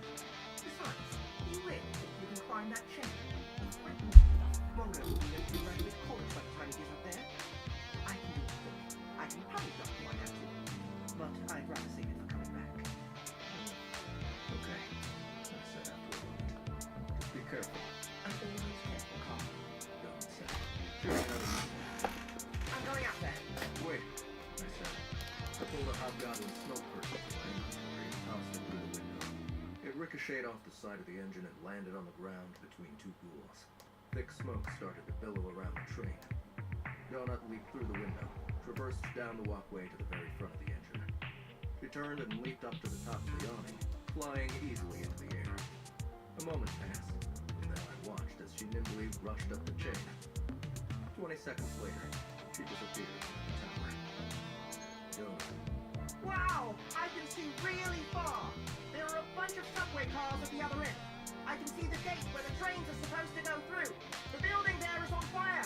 The ghouls that ripped through the fence are chasing the dwarves and the tall guys who give out the prize suitcases. Carl, we never got Cottier's suitcase. I can't believe we forgot. Carl, we didn't forget. We decided the prizes weren't worth the risk. Are you good? Do you see what to do? Donut. Honestly, Carl, give me a minute. There are multiple control panels. It also smells awful in here. Just awful. Widget was a very messy creature.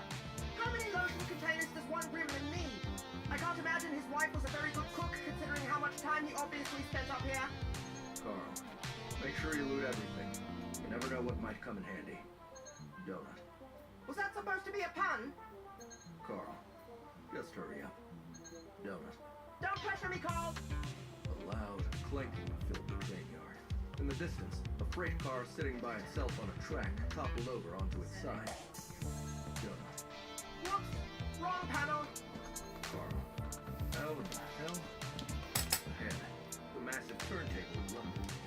It started to rotate. Multiple ghouls standing on it tumbled off their feet. The track spun, stopping in front of us. I peered through the window of the track. It didn't match up. Carl. Great job, Donut. But move one more slot over. That track isn't the right gauge. It moved again, clanking into place. This time the rails matched up.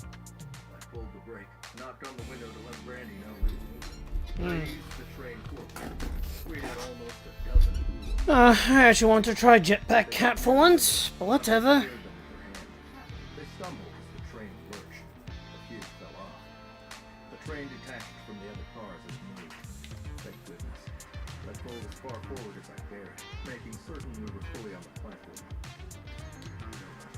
Nothing is labeled. I don't know what the right one to turn is. I searched the line of trains sitting under the awnings. There weren't too many actual steam engines here. Most of the trains and train cars were made of steel.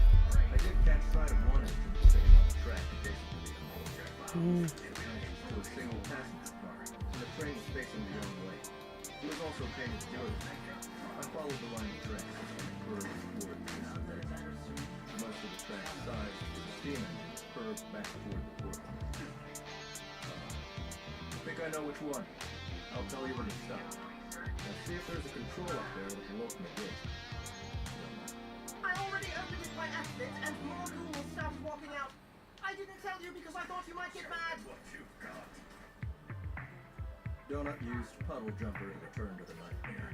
I opened up the back door and pummeled down the ghouls on a small landing, clearing the area for the return. These guys weren't nearly as quick or strong as the ones suffering on the stage. Like the sun, they're dangerous in the steel. Luckily, we got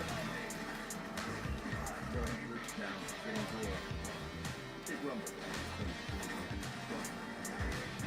From there, we steamed our way toward the massive double doors that led out the train. Dozens of tracks converged side by side as they pushed through the entrance. The archway reminded me of that giant entrance.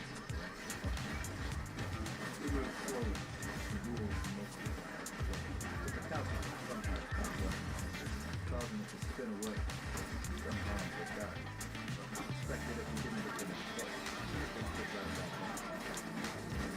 Just outside of the gate stood a hulking, concrete building, fully engulfed in flames. The sign above the three-story building read, "The Iron and Triangle Substation." It reminded me of a Soviet-era government building in its simple, efficient brutality. In fact, I wouldn't be surprised if this was a repurposed structure from that era. Dozens of dead dwarves and gremlins lay on the ground where they'd been congregated. Since the trains had stopped coming, the conductors and porters were lining up, waiting for trains to move through. As I watched, a dwarf and a pair of porters walking right after me. They looked dazed. A moment later, they were set upon by people. Bastard. Some of the tracks led to the front of the substation, running along the building. I got mogged by Mulga, that's fun. Backside of the building. We eased our way around a wide turn. There was another, smaller landing here at the back of the building. The track eventually led to a cave entrance against a distant wall. As we moved, a single figure popped out from the back of the flaming building and ran directly toward us. Maybe I should get back into like TFT or something. She waved her arms TF2, not TFT. TFT is okay, but White dot, meaning she was an NPC. not as fun as it used to be. As a flaming wolf ghoul lurched from the building. The woman wore a white business dress that was now covered in soot. She only had one shoe on. She shuffled as she ran toward us. She was in her mid-40s. She looked like an equivalent of a She was totally out of place. I'm going to let her on. You sure that's a good idea? That's a tough yet. Has got to be some secret. Something. I mean, look at her. I don't think so. Check out her description.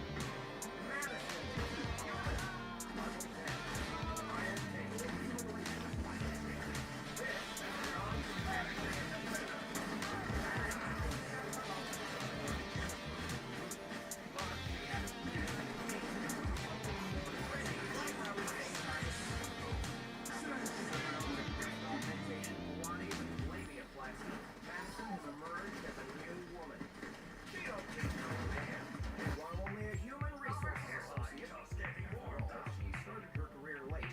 She still walks the world with new confidence. You can tell this day of her friends that her book club, but she relishes the power she has over the other iron tables. She feels an almost sexual surge of gratification when she tells those dwarves that overtime is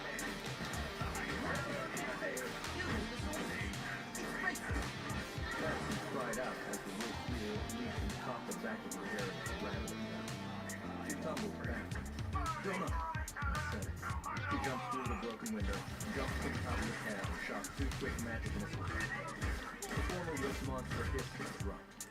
The woman scrambled to her feet and ran to the train, pulling herself up the ladder. Boom shakalaka. Touched the throttle, steamed away just as more flaming ghouls emerged from the back of the building. They gave chase. Respect the... Fear the beard. Thank you. The woman said when the coffee opened the door for her. Oof. We entered the tunnel. Yeah, when you see that. Later, I caught sight of a glowing sun. There was a ladder against the wall, leading up to a trapdoor in the ceiling of the tunnel. The sign read, Transit Station 11. I wondered if there'd be a desperado club this week. The glowing sign for Station 12 was only a few hundred meters further down. I remembered what Witcher had said, that Station 12 was where the janitor was called. Sure enough, the little sign read, Cheeky Ninky Peak Station 12. Skip that. Wait. I don't recognize you.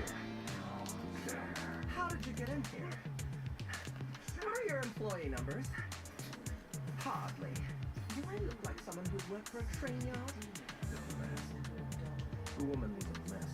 It appeared as if she'd spent a lot of time getting her hair perfectly placed this morning. High over top her head in the closet. Now it hung in frizzy tatters where the festering wolf was the lunch at it. That giant blonde hair saved her life. The woman looked scandalous.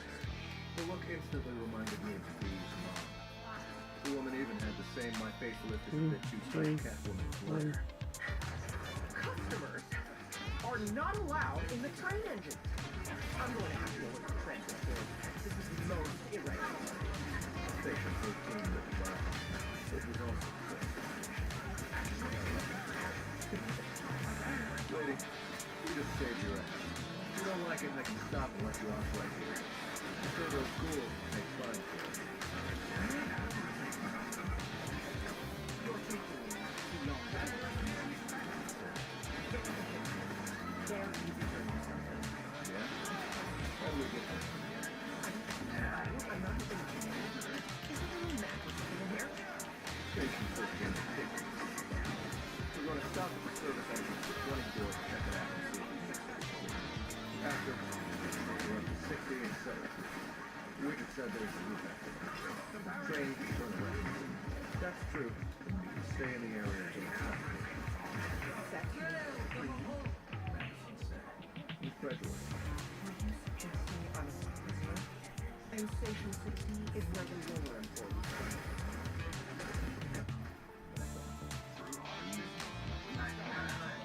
Where do you live? I have an apartment in the executive quarters outside of Yard A. And you don't know how to get there? Station 17 is another side. 18 is called the station.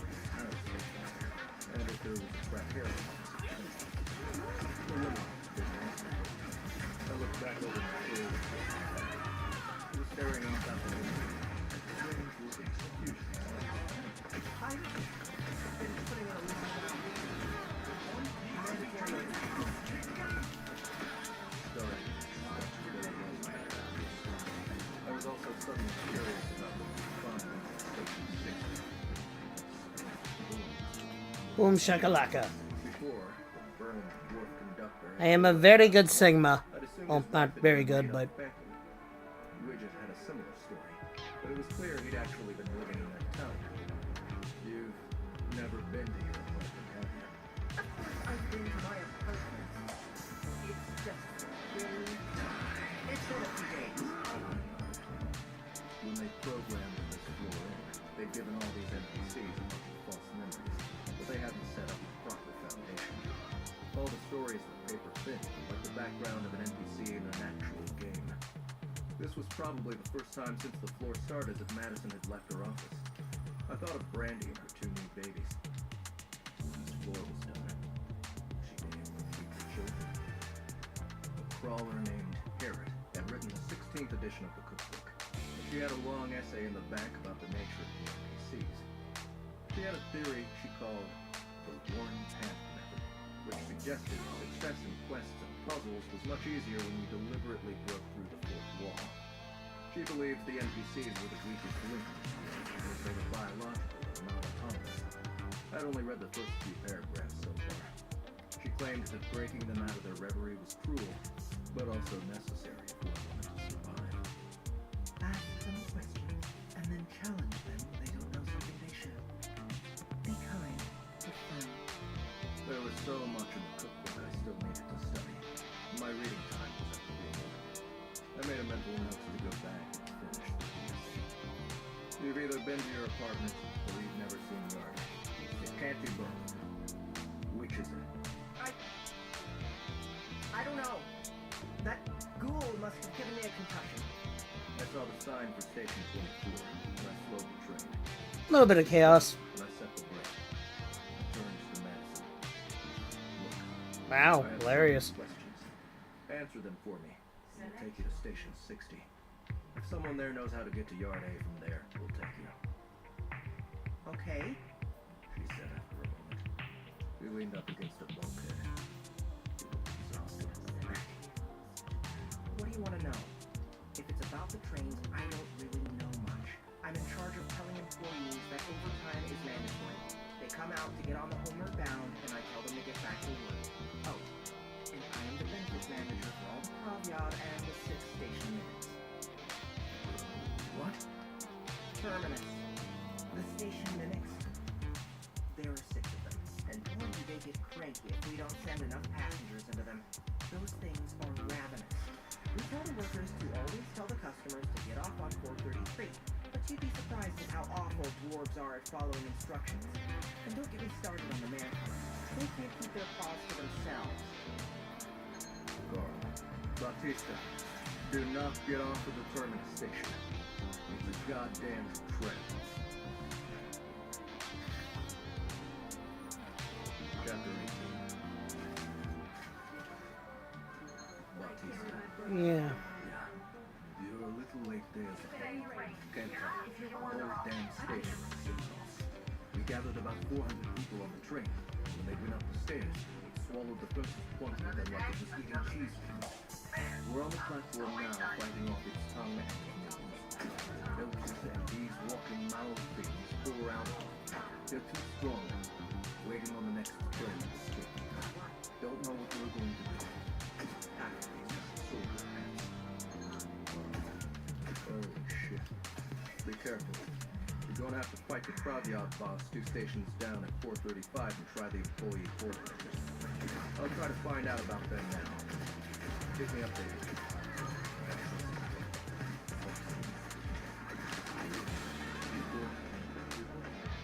That seemed like too many at one place at one time. A disaster. I turned to Madison. The Provyad. Tell me about it. Now, quickly. Which one? We have a few dozen on shift right now. Does it matter? Are they different? Of course, they're different. One of them is always whining he wants to go home to visit his girlfriend. Another is demanding hazard pay after getting stabbed by a crawler. She was highly offended as she's not designated for combat. They're just as different as you and your little hairy friend. Not a combatant. So they're not bosses? Hardly. They're actually part of the human resources department. Madison's straight. Standing proud. They want to do their own. Find management initiative. Start to basis. What is the probaaably? And do they attack people? Like the station limits attack people? So like I said, they're part of a monopoly. A very successful one, I might add. The conductors and porters are less likely to demand time off if they don't remember their between shift times. They end their shift, go into what we call a pre-production stupor, and they awaken ready for their next shift. Wow. They're still quite days until the moment they get on the train. And by then, it's too late to request time off. There's increased productivity by 35%. The probaaably are responsible for maintaining this program. I resisted these all of this information about how they abuse their workers was terrifying and painfully familiar.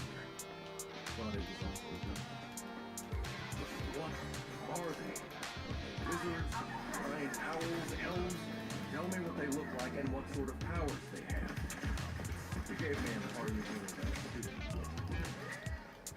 Do you know what a naga is? They're kinda like that, but blue and with 6 arms.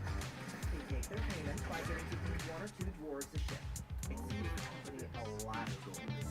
What kind of magic do they cast? They hypnotize the dwarves with grapples going off the train. They keep the aliens for depending on the lines attached to the station, and they send them through the portal when it's almost time for their shift to start again. It seems weird to have overnight events. They gather enough with them to ask for time off before they get on the train. Then they get a trip to my office, and I give them the gold armband. Armband? It's my idea. I tell them if they wear the armband during one more run, the probaaably will know to teleport them straight home at the end of the shift. I really let the probaaably know they're troublemakers who know what to do. It added another 5% to our productivity in Q2. Even Rod was impressed. I don't like this lady. She's one of those people who is really mean but doesn't think they're mean.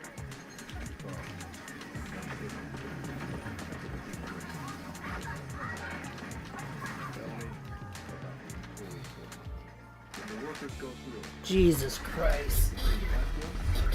Anybody pass through it? That's right. Straight to the platform. I suppose others could go through. We've already had a few of you lots listen through. Of course, it's life-bound to the probaaably. So if something happens to them, then it snaps closed. They insisted on that when we wrote out their contract. So the creature has to remain alive through the portal to work. Now, are you going to take me back? That's station 435. You could only get through. I paused to send all this information to Batista. He and the survivors had retreated from the minute back off the train, which was thankfully still running. You can't save them all. This is something Batista and his group would have to figure out. I have a few more questions. Tell me about the years.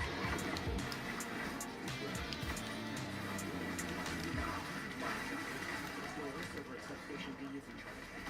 This is her. That husband scared before couldn't even get that. I told Rob that she'd be the death of him, but of course he didn't listen. She's in charge of keeping the crack here in hand, which meant she was also in charge of excess citizen sperm. But she wanted to impress Rod, of course, with her money-saving concept. An extra train on an existing line is much cheaper than a dedicated conveyor line. And look what happened. The good news is the substation did well before you. That bitch popped her oversized implant. I was about to ask you a minute. I know what that is. I got popcorn. Brandy is not going to throw the school. I opened it.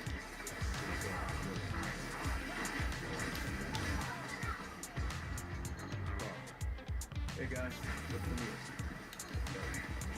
It's not a train like we thought, but a roller coaster with no cars. You know those rolling carts they have in the robot rooms? The robots fill them with these ghoul things and roll them down to the coaster. It's a pretty far height. At least it was for us. Robots push the rolling things to the bottom of the cart next to the roller coaster, and off they go. Like the thing they have in the hospital to take the trays in. A hell of a lot faster. Yeah. Back at the train. The ghouls are then supposed to be moved to Point attack is pain. Think would they send them all the way back to the start just to turn them around and send them back? What sort of inefficient bullshit is that? You were never in the military, were you? It's designed to break down. Or maybe they're just terrible at design. Maybe both. At least we're free of monsters in this tunnel. Only the ghouls can enter the robot rooms. The other monsters are allowed in for some reason. But the ghouls actually get into the cages themselves. And then the robots lock them in and roll them down into the tunnel and put them on computer. Wasn't as going to happen enough of them for the sake of both. I quickly went over everything Okay, come on, try to get it again. I'd already sent out a mass warning about the station exit Station 433. Hey, Monty. We've been camping and killing the ghouls as they rush by, but they give shit experience. Carl, there's a lot of them coming now. A whole lot. Also, there's another type of ghoul sometimes in the mix called a rat ghoul. I think it might be what happens at the end of Station 2. They are very strong. Be careful. We were just debating on whether or not to hijack a few carts and get onto the carousel ourselves, or go back to the main tracks and hide in the train station. But it was a scary proposition. Well, if it was me, I'd hit the conveyor. But it's super risky. I don't know how gentle it is. Plus, if it's land, you'll end up at the service station. If you end up at stations B or E, the gate is down, and there will be less movement. But if the fence isn't down yet, wherever you end up, you'll be surrounded by literally thousands of the monsters. It's a huge gamble. Billy. But it also sounds really fun. By the time all those best roller coasters were popping up around the country, I was too old to do it. My Barry used to puke cotton candy after just the tilt-a-whirl. I never got to do the real rides. Christ on a bike, no wonder this character's so popular with the heel roll. Fuck. I know what we decided to do. Take care, Carl. Carl, you better get back in here. They're fighting. I grumbled as I returned to the camp. Well, we just don't need your services anymore. Madison was saying to Brandy's I returned to the camp. The entire room was sweltering. The game just crashed on me. Five of baby emanated from the furnace. You can't fire me. Brandy My said. game just crashed. I only deal with Portia. Portia. Madison scoffed. I have 2 weeks more on the job than Portia, which makes me listen. I will not have my employees mouthing off to me like this. Your employees? Why is it everyone in human resources always think they're the boss? You're not. You seller. You may be the one who does hiring and firing, but it's not your decision. You are the boot, not the foot. Besides, I have contract. We demons take our contracts very seriously. You can't make decisions like that without running it past an exec, and we both know it. The demon's black orbs glowed, and I feared she was about to blast me with a fireball, which would probably be bad for everybody. Brandy was level 75, and Madison was only level 10. Ladies, I said, interrupting. You guys can discuss this later, preferably after the ghoul outbreak. Nobody is getting fired right now. I grasped onto the towel and gently pushed at the furnace door. Brandy made a face like she was going to protest, but then another baby came, and I took the opportunity to slam the hot door while her face was swept up in pain. Madison crossed her arms and pouted. She was literally quivering. Carl, she reminds me of somebody, but I don't know who. I laughed out loud. Carl, do you think you can guard her while I go up that ladder and peek into Station 24? Maybe you can use that charm of yours and get more info from her. Well, might as well give this a whirl. Carl, cool. Throw my Brandy in again. I'll be right back, I said out loud. Can I come? I've been planning on going Wait. up the ladder and head through the trap door to look and see what Defense. If there were mobs, we'd come back to loot later. That quick shot we'd seen of Lucia Marr had showed her fighting waves of fear before she had to retreat. And I wanted to see if this station was the same.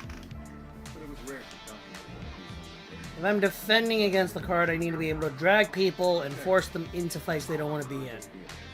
Meaning, play jump, I'll go first. Roadhog. Climbing up the ladder. The Fortunately, it was a regular door, not a subspace portal, so I couldn't use my skill to see through it. Katya got on the ladder behind me. She was in her normal, human-sized, non-enhanced body. We ascended quickly. I glanced off the door and pushed it up. Dust cascaded down over me. I emerged into a large, well-lit room. The size of a big room. 5 stairwells sat in a circle. Light shining directly out over me. Well, I saw. I didn't see any mob. One of the agents told me being already trained. It was all colorful except one, which was escape velocity 3. That Grimmer mechanic isn't right. There was a name trained. I already had one person, Champ, said he'd seen the escape velocity train, but he hadn't trained. Also, the name didn't have a number on it, which suggested all the trains that might be called escape velocity. Then again, the Iron Tangle employees were also trying to talk people into the mouth of the station limit, so who knew what was safe and what wasn't. The trapdoor I'd put through was disguised as a hallway. It made me wonder how many hidden secret doorways. My escape plan skills supposedly had the ability to find hidden doorways, but it didn't seem to work. I needed to talk to them. I had simply told myself out.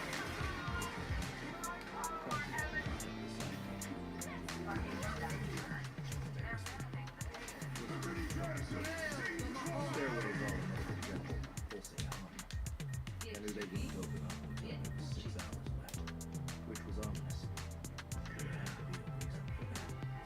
Maybe the ghouls are on the train platforms. He said, pointing at the exits. I don't have anything on my map. I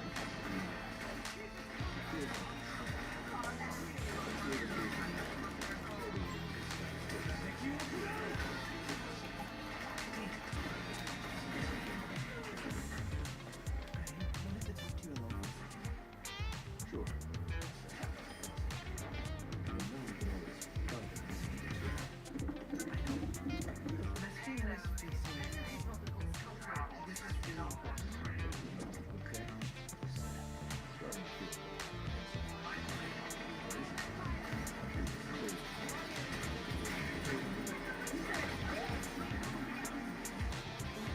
When I said some of my parts, I really says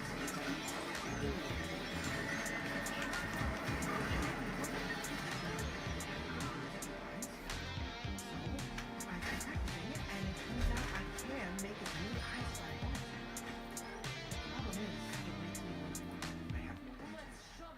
And the acuity is not practical. I'm very nearsighted with it. I've gotten it to where I can have a third eye, and as long as the field of vision doesn't overlap with my other 2, my brain can handle it. You'd think it'd be the other way around, that it'd need to overlap for it to work better, and maybe that's so, and I'm doing it wrong, but for now, I'm training myself to see directly behind me while I look. It's like watching 2 shows at the same time, and it's hard to remember which one's which, even though it's obvious. I keep it closed most of the time, but I can open it a minute or 2 at a time before I get a real bad headache. Hopefully, soon I can train my mind to understand a full array of vision all around without going insane. That would be very useful. It's just, I feel less, I don't know, human when I do it. I know I'm not human anymore. I'll get over it. I know that. But it's hard. That's wild. And it will be really helpful. But, what is this a secret? Yes, kind of a secret. She wrung her hands worriedly. It was something she did often, no matter what size she was. Donut? It's something when she didn't think anybody was looking. I talked to Hecla about this, and she thinks it was a setup. That you had her do it on purpose to test me. But I think I know you better than she does, and that's not the sort of thing you do. Besides, you didn't know about my third eye, so how would that be a setup?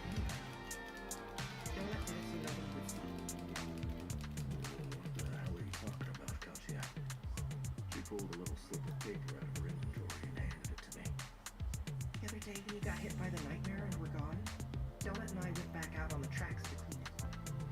I saw Donut pull this from her inventory and then stuff it under the tracks so nobody would find it. But I was practicing with my third eye, and I saw her do it. When she wasn't looking, I grew a new arm, slid it along the track, and I grabbed it. I examined the paper. It was a black ticket with a familiar, gold-leaf skull embossed on it. I felt a chill rush through me as the description appeared. PvP coupon. Ah, betrayal. Sweet, delicious betrayal. If you have this coupon in your inventory and you kill the crawler whose name appears on the back side of this coupon, you will receive gold savage box, gold weapons box, gold apparel box, platinum adventure box.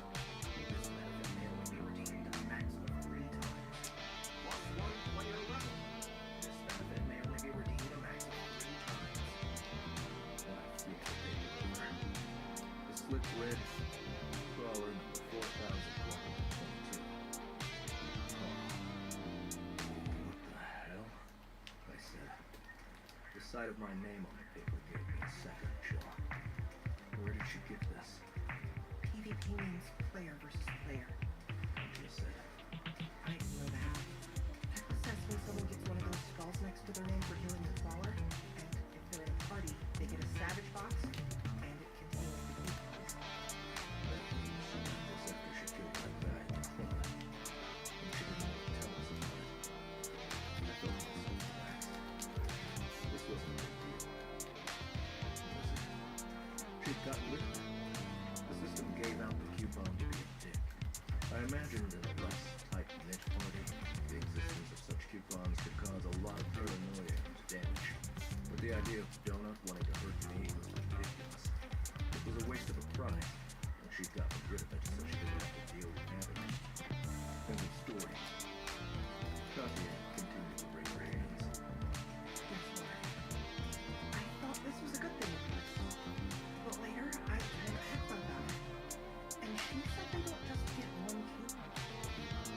They get one for every member of the party. This was the only coupon Donut got rid of. Shit, I thought. I could now see why Katya was freaking out. She thought Donut still had one of these coupons with her name on it. Maybe she got rid of your coupon at another time. And how does Hecla know this anyway? My friend Eva. I told you about her already. She was with me before. We went into the dungeon together. She has a skull. There was a man. We didn't know him, but we met right when we got in. When we joined the daughters, Hecla didn't want him coming with us. But he insisted. We told him to go away, but he wouldn't. He grabbed me by the arm, and Eva stabbed him with her trident. I thought he'd be okay. She just stabbed him in the back of the leg. He died. She got the skull. She got the coupon book, though she never told me about it. She only told Hecla. Sure, Donut got rid of the other coupon. Look, I'm glad you told me. But the last thing we need is to worry about each other. I'll talk to her to be sure. I won't tell her you found the one with my name on it. Okay, She said, her voice small. thank you, Carl. I pulled the coupon back into my own inventory. My mind raced. I have to ask Donut about it. I didn't have a choice. But first I needed to confirm some of this info with one of the 2 other people I knew prepared for attack. Imani, I have a question for you. She had been forced to kill several of the metal resistance when they first went into the dungeon to save them from an agonizing death. I never talked to her. Imani, Hello, Carl. We're collecting cards for the unrealizable danger. It's hard to get them off the track without breaking them. What can I do for you? Carl, when you received your skulls, did you get a PvP coupon? I'm sorry. I wouldn't ask if it wasn't important. There was a long pause. I thought maybe she wasn't going to answer. Imani, I did. I received something called a savage box, and all it contained was the coupon.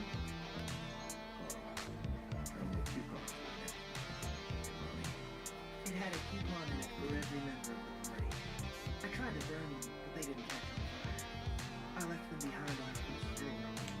Brandon wanted me to keep them in case I had to, do it again. Then I could feel them sitting in my inventory, and I didn't want them there. So I got rid of them. You should know Ellie did not get them when she got her skull. I used to think people only got them on the first floor, but after Donut told me about the two she received, I now think only the first member of a party can be declared to have skull gets the coupon. You talked to Donut about her coupons? We talked about them when she received the tickets. She wasn't too happy, and she was having a really hard time coping with getting that skull. I told her to get rid of them. She's like a child. She doesn't process things the way a person does. Talk to her about it. I got Damn it. We'll have to do it. No idea Donut or Molly had ever said two words to each other. I wasn't sure how I felt about that. It made sense. Donut had done the same thing I just did, which was immediately turn to the person with the most experience in the matter. The coupons were designed to instill a legend, whether they were used or not, and Donut recognized that. It was a smart, mature decision. Still, it suddenly felt as if something had changed in the dynamic between us. Oh, okay, thanks. Be safe.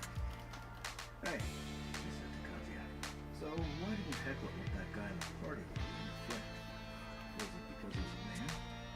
No. He was a creep. I don't think Heckler would care if a guy joins the group. So it's just a coincidence the daughters are all women? What if Donut wanted to join up? Do you think she'd let us? Do you really think she'd let me join? Katya paused. I saw the telltale flash in her eyes. He's talking to her right now. Do you want to join up with the daughters? Maybe. I lied. I think she'd want to talk to you first. Heckler thinks you're a bit reckless, but she really likes Donut. Okay. We better get back before. Oh, I saw the red dot. It was on one of the colored line magnets. The puce line. Hang on.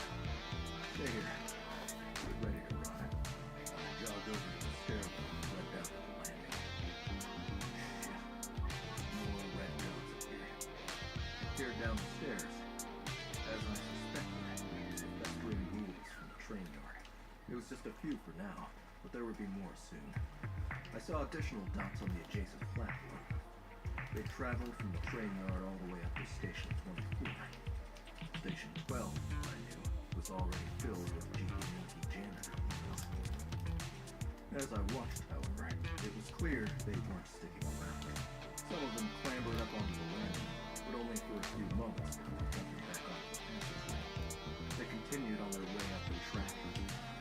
I also noted that none of them appeared to be getting shocked by the third rail. From this angle, I couldn't really see it. Either they knew about the rail and were avoiding it, or were immune to electricity, or the power was off. There was no way to know which of those three scenarios it was. I tossed a pair of hoblobbers down the stairs just to kill a few. Then I turned and fled for the trapdoor. We quickly descended the stairs and went on our way. Stations 36 and 48 were definitely Station 24. It was too soon for the ghouls to watch these guards. We'd check on them again after we reached Madison. Zeb sent us a message that we needed to find a safe room soon because we were supposed to go onto that show in a few hours. I told her we were too busy. She said she'd have us teleported away no matter what we did. I told her to go fuck herself. She laughed as if I was joking. I didn't yet say anything to Donut about the coupons. I wanted to wait until we were on the production floor. I just knew that since Katya had voiced her suspicions out loud that they were going to make this a thing. I wanted to cut it off at the move before nobody else was watching. There was more to the story, too. Katya was having a hard time. It wasn't just the coupons. She was struggling with something. I suspected maybe it was because I didn't quite treat her like a member of the team. Yes, I'd spent money and resources on getting her looked up. But I'd done that for myself and Donut just as much as I'd done for her. And she knew that. We all knew she was eventually going to go back to Headline. It was clear that was what she wanted. The thing was, I liked Katya. liked her a whole lot. She was painfully quiet. Even when she was bulked up, it was easy to forget she was there. But she was just so damn earnest. She was afraid and hesitant, but she never once ran. When she said she was going to do something, she did it. And she usually did it well. That was a rare quality. Just a bit more training and mastery of the race, she would be the ultimate tank. Still, with Audette's warning about Hecla, I couldn't stop thinking maybe it would be better if we just cut her loose sooner rather than later. I didn't want to do that. But maybe it was the safer bet in the long run. If we did go that route, it was really up my own defenses first. Or we'd have to find another tank. Maybe we could hire Romo as a sledge from the Desperado. Mordecai hinted that it might be possible to hire NPCs. I hated this. Why does everything need to be so complicated? Can't people just be loyal? I said that not too long ago as B and I were fighting about her decision to get rid of Donut. We'd been in the car, on our way to a Christmas party, and she casually mentioned one of her mom's Persians, Sugar Bun, who was Donut's aunt or cousin or something, was pregnant and was due soon. Once weaned, B would be taking 2 of the kittens, and Donut would be returned to her parents, who would try to sell her as a show quality breed. You don't even like her, Carl. Why do you care? She's your cat. She's a living thing, and you took responsibility for her. I don't understand how you can just give her up. I don't care if you get another pet, but why do you have to give Donut away? Do you know how much money she's going to sell for, Carl? She's a former international grand champion. She's past her prime. I don't understand what you're not getting about this. Goddamn bullshit. All of this. In addition to the stops at the stairwell, we paused to examine stations 50, 58, and 59. For 50, to see if it was one of the front air interruptions. It was not. The trap doors revealing a tiny room the size of a small house. Sections down, leading to 9 different platforms. The small station had no rungs. It looked as if it had never been visited by anything or anybody. Next, we stopped No. at the ladder outside of Station 58, which should have been a regular stop with a random nest of regular ROMs, and it was equally empty and small. The next station after that was number 59, Prime Number, therefore supposedly a real transfer station. This one was as it should be. The place was set up just like I think Jetpack Cat gets too much hate. there was a restaurant, No reason for that hate too. church leading to Club Vanquish. The trapdoor popped up behind an alcove in the wall next to the general store. The only difference was it appeared there were a whopping 27 different platform branches to this one station. It was usually only 3. After discussing it some with Manson, we learned stop number 60 was supposed to be a sprawling station filled with dozens of dormitories and apartments, along with restaurants and stores for the employees and families to shop and eat. All colored trains would stop there, along with the homeward bound, the employee-only train which was supposed to be on this track. There would be a portal at the station platform which would work like the back room entrance to the Desperado Club. It didn't matter what train one used to get to Station 60, nor what substation they started at. Once they Are we seriously short a guy? up in the same place. However, when we arrived at the employee-only platform for Station 60, it was clear something was wrong. The platform, the only platform on this entire line, was old, decrepit, covered in cobwebs. We stopped to investigate. The stairwell led up into a tiny room just like Station 50. A single, additional stairwell led down to a confusing mess of stairs and platforms where one could catch multiple trains. Nice, I said. We saw there was no settlement here. It's a mistake. Manson said, spinning in circles, as if that'd make the buildings magically appear.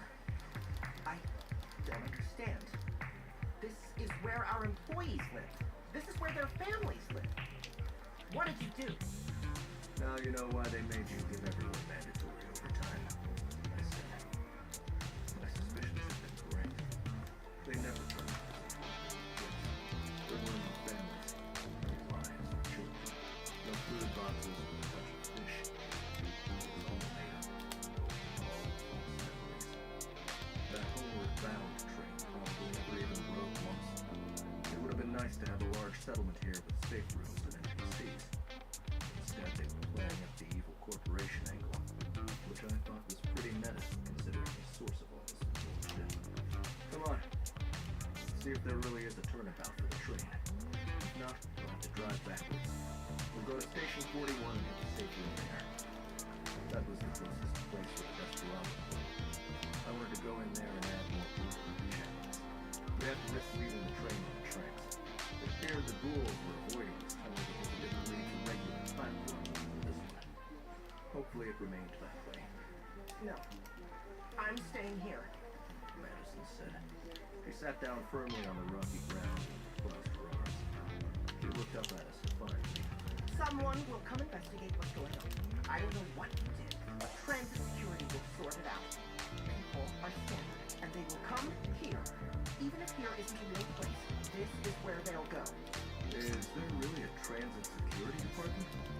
We've been up and down the line, and I haven't seen any signs of it. Yeah, the woman did have a point. The workers who escaped the ghouls probably would be coming here. But I didn't give a shit if she lived or not. If she couldn't help us anymore, there was no point in keeping a murderous NPC with us. Part of me knew it wasn't really her fault.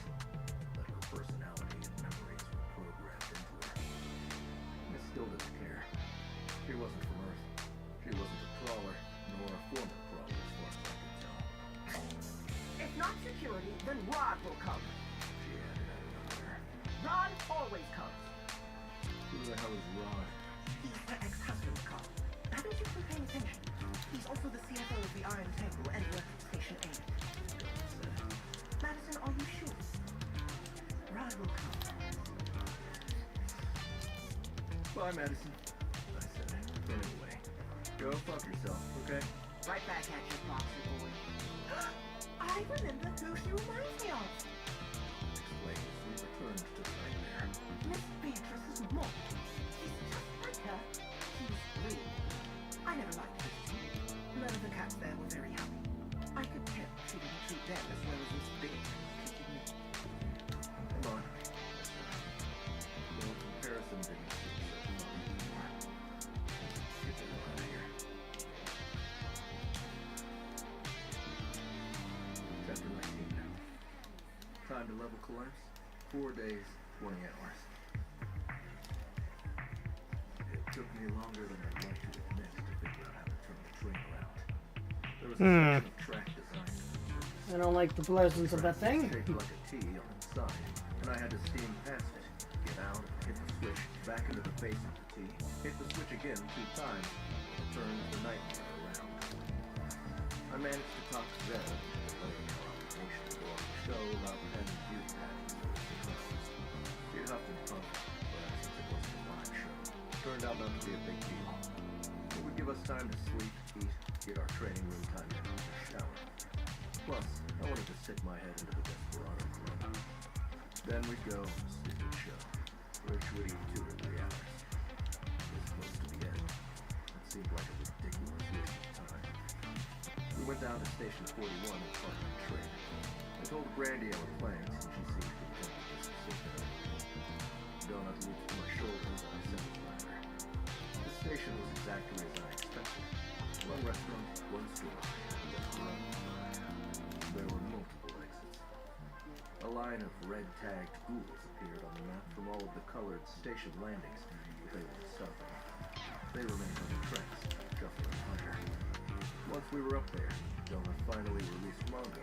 We headed for the safe room, which was a Greek cafe called Everest. We skipped past the vodka and straight to our personal space. We missed the last weekend, so the announcement hadn't been anything special. The legal board hadn't come out. As we entered the room, I received updates from both Meadowlark and Bautista. Imani and crew had safely ridden the conveyor system all the way down to Train Yard D, which also had a breached gate. Still, we arrived in a yard full of ghouls. They had had a harrowing running and fighting battle. They'd taken shelter in the Iron Tangle administration inside the bar. Ellie had floated above. Okay. Managed to rock the board. Okay. Depending. I got to listen to her bitch for 5 minutes straight about how little experience she received for it. Once they killed all the ones in the immediate area, all the newcomers ignored the building and walked straight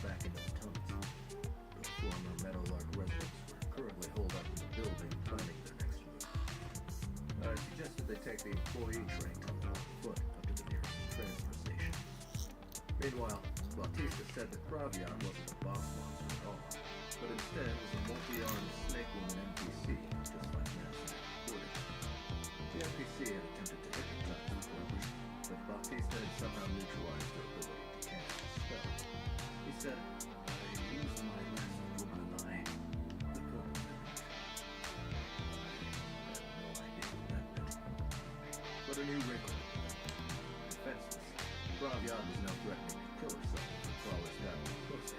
The crawlers remained on the platform while one of them, the police negotiator, was talking to her through the doorway. If she did kill herself, and that portal closed, it was going to get ugly. Less than half of them still had their hats, which would allow them passage through the only other portals in the area, the portals above the abyss. That was their last practical chance to get to the stairwells after the employee portal. With less than 5 days left of their vast rule, subway trains had stopped. Those in the group without their souvenir hats were in very real danger of finding themselves strangers. Train struck, which did not advance, and then I collapsed into bed, sleeping for 2 hours. Afterward, Donut and I headed to the Desperado Club to talk to any remaining crawlers while Katya spent some time at her makeup table. We only had about an hour of free time before we teleported away, and I didn't want to waste it. Sludgy! Donut cried when we entered the club. He jumped to the rock monster's shoulder. Cretan grumbled in greeting. The blue magic protection spell appeared around us, followed by a new one, this time a translucent shield spell, a real shield spell, that would also protect us from physical attacks. Between the two spells, we were now practically invulnerable while we were in the club. I fought shield spell. Donut said proudly. The slick cast magic protect. I cast smack protect. That's really awesome. We appreciate it. We moved to the dance floor, which was sparsely populated with actual crawlers. After explaining why I wanted to exchange everyone's chat info, I ended up collecting an additional 10 names for my own system. You should look at the pictures and pink parade strip clubs to see if anybody's in there. What's that? Plus, I've always wanted to see a naked man dance around. One with better moves than that one weird guy who always came over when you were gone. He used to dance in the mirror and stare at himself and call himself a king. He'd put your socks on his wing and twirl them around in the mirror. I barely heard her. Instead, I was staring at the man sitting at the bar. Holy shit, I said. Don't have to get moved. Put her skin in the future. I tapped her on the back and pointed. She turned and hissed, all of her hair poofing out. Did that guy come in alone? I asked Bobo. He alone. He always alone. He here a lot. Usually in bitches' room. What are we going to do? Shall we get him? No.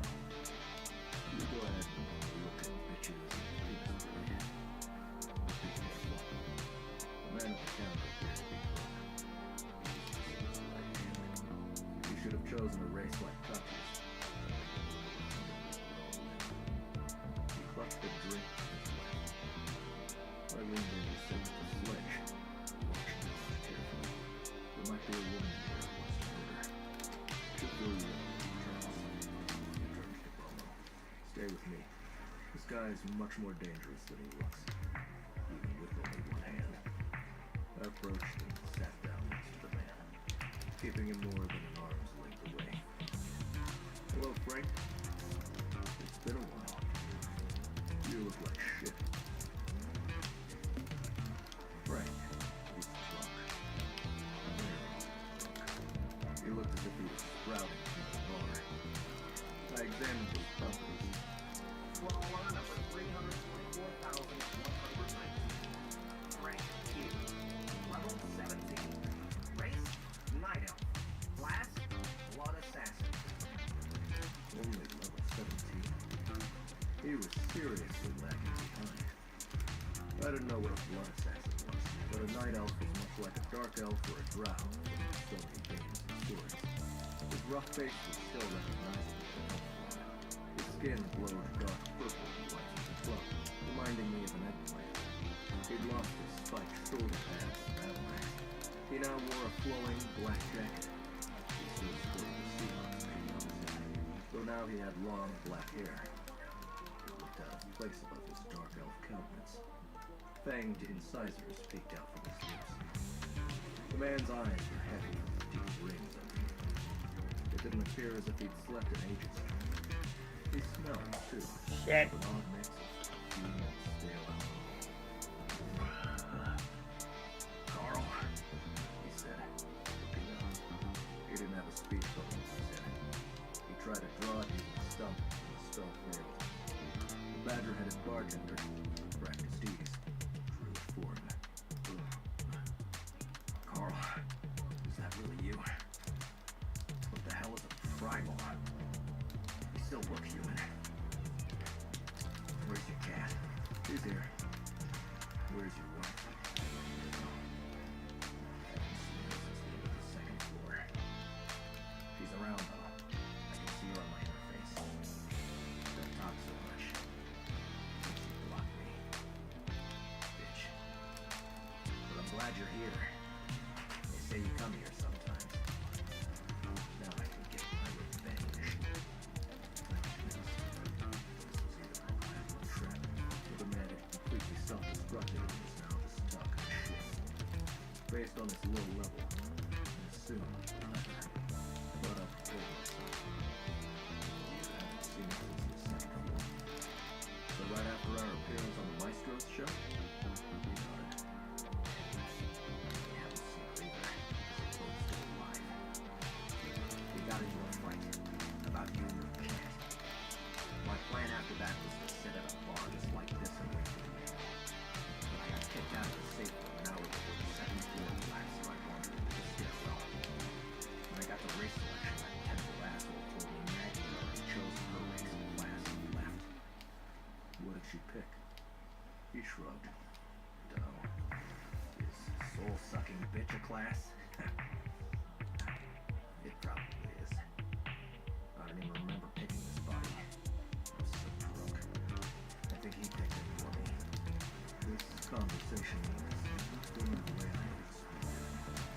You made it through the third floor, obviously. Yep. Met up with some folks. Maggie used to tell me I was a little Shakespeare of lies. Damn virtuoso. That's why we got a divorce. But you know what? He raised his stump like he was pointing a finger. Bomo lifted his arm, lightning quick, but I waved him away. Sometimes the truth is worse. I told them the truth, and they ditched me at the end of the floor. I didn't want to go down. But I'm a coward, and I did what cowards do. I followed the easiest path, and I descended. Stupid. And I landed on a train with a bunch of new folks. They didn't want anything to do with me either. These skulls make it hard for people to trust me. Got off at Station 101, saw the Desperado Club. I haven't left the station since. Gonna be brave this time. More drunk. He pulled out what I first thought was a cigarette, but then I recognized it as one of the highly addictive weed sticks. It smelled like patchouli. I still have one in my own inventory. When smoked, the drugs could permanently increase your intelligence, but there were unspecified side effects. And yeah, that's taken a long track. Going to do what Maggie hasn't. I'm going to avenge Yvette. Yvette was his teenage daughter, the one who Maggie had inexplicably choked to death after they tripped my dynamite trap. How are you going to do that? I asked. My tense, ready to jump into action.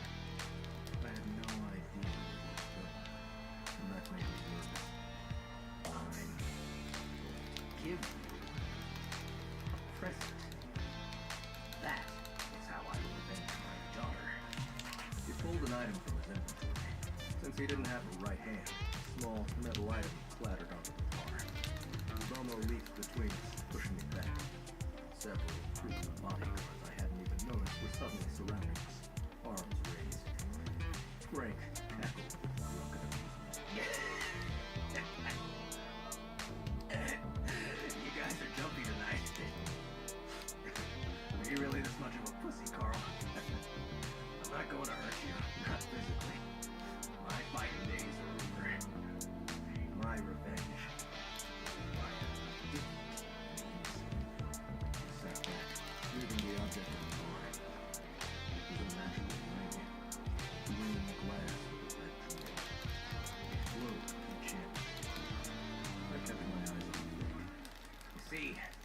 Maggie. She's more hot-headed than I am. She wants to fucking kill you and your cat. It's not your fault. I know that. You defended yourself. You did the same thing I would have done if the situations were reversed. Mags, she don't see it that way. She's more biblical with her thirst for revenge. Vindicating the ring. You pushed it forward and stuck it. It's yours now. Got it in a legendary box right after we got in the dungeon. It ruined us. Now, I'm giving it to you. That's my revenge. You're going to take it because you'd be stupid not to. A jeweler in one of those big towns on the last floor offered me 300,000 gold for it. It's like winning the lottery. Of course you take the money if you win. But eventually ruining it. That's what this did to us. And that's what this will do to you. That's my revenge. It's all I have left over. It's all I want. Knowing what happened isn't enough. You need to understand. You need to feel it. You look down on me, I can see it, but you don't understand. Fuck you, Carl. Take the ring.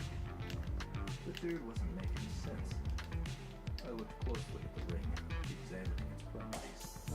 Enchanted Nightborn's Ring of Divine Power. That's scary sounding. Concerning Brawler Killer, this magical ring can be one of the most formidable items in the dungeon. If utilized properly, this ring's wielder can grow exponentially in strength, especially on the deeper floors. Beware. If poorly wielded, this ring will kill you quicker than an exploding rage elemental. Either way, this ring imparts one of the dungeon's most highly sought-after skills. The wearer of this ring receives the following benefits. Plus 5% to all stats. The Mark for Death skill. I reached over and picked up the ring. I had to hold it in my hand before I could read the description of the Mark for Death skill. Mark for Death. It's not just Steven Seagal's magnum opus. It's also one of the dungeon's greatest, most infamous skills. Once activated, you will be presented with a list of all crawlers within your map's range. Only crawlers with 100% health will be selected. Once a crawler is chosen, they will be marked. It takes 30 seconds for the mark to fully set and become active.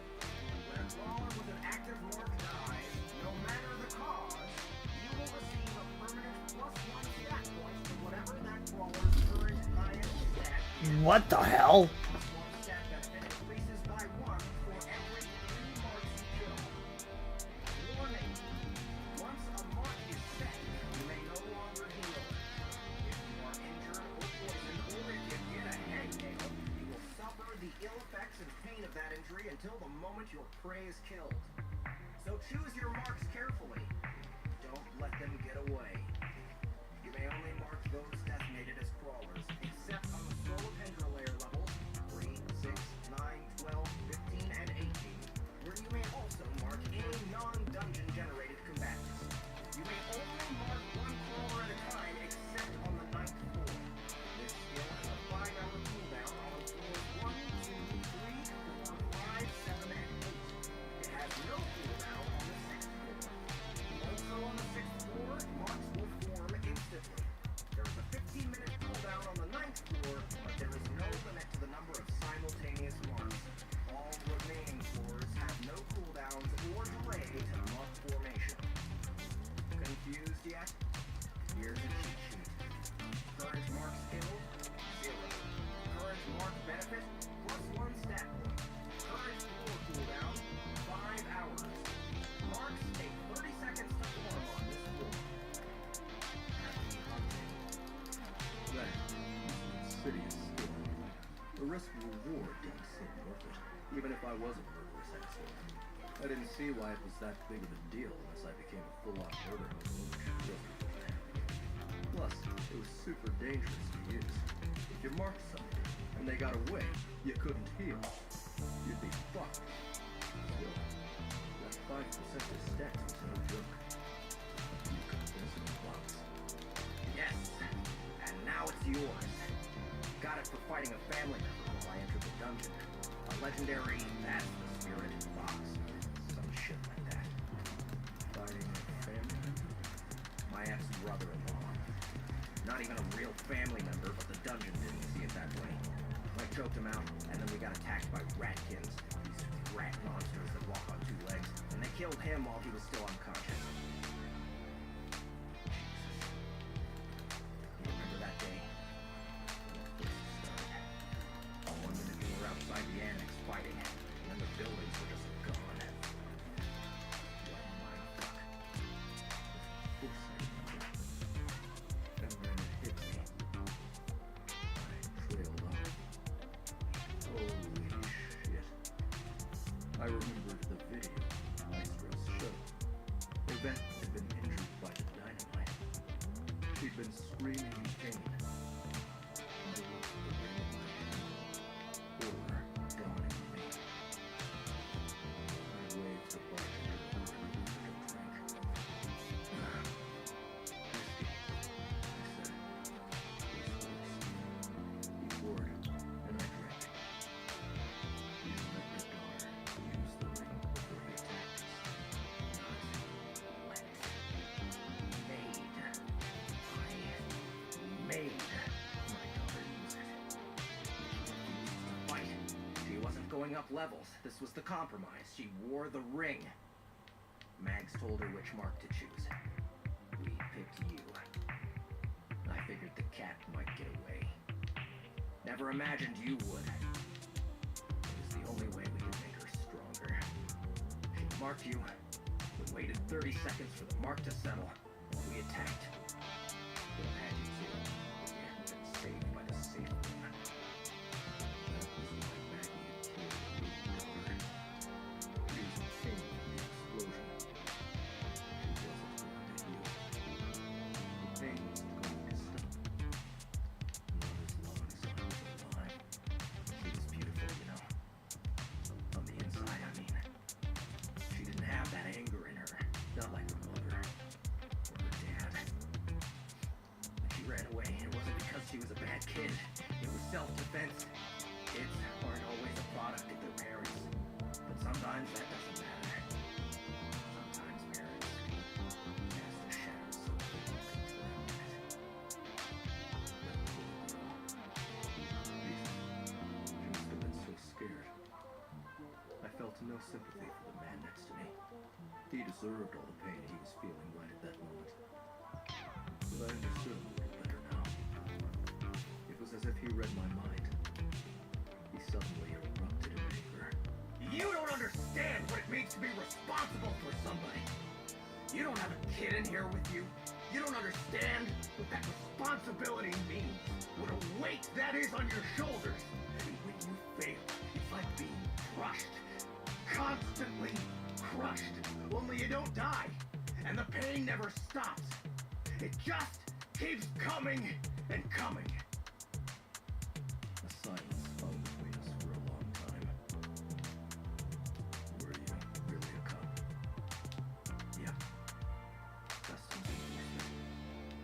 Maggie was a detective at Seattle PD. The bartender refilled my glass without asking and pushed it toward me.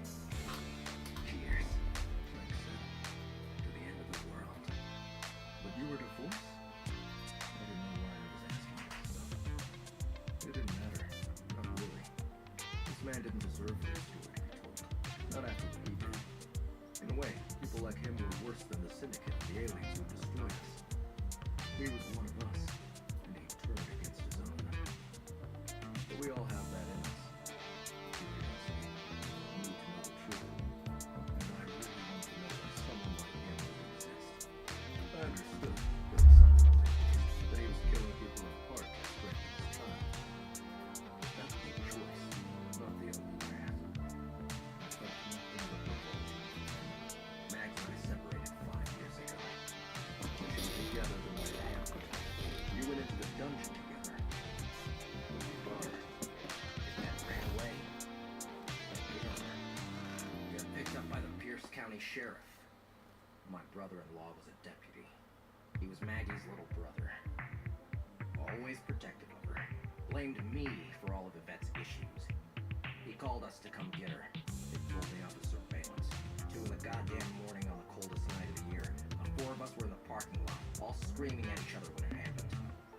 Yvette ran into the tunnel. Maggie tried to run in after her, and I pushed her, which made her brother mad. He didn't understand what was happening.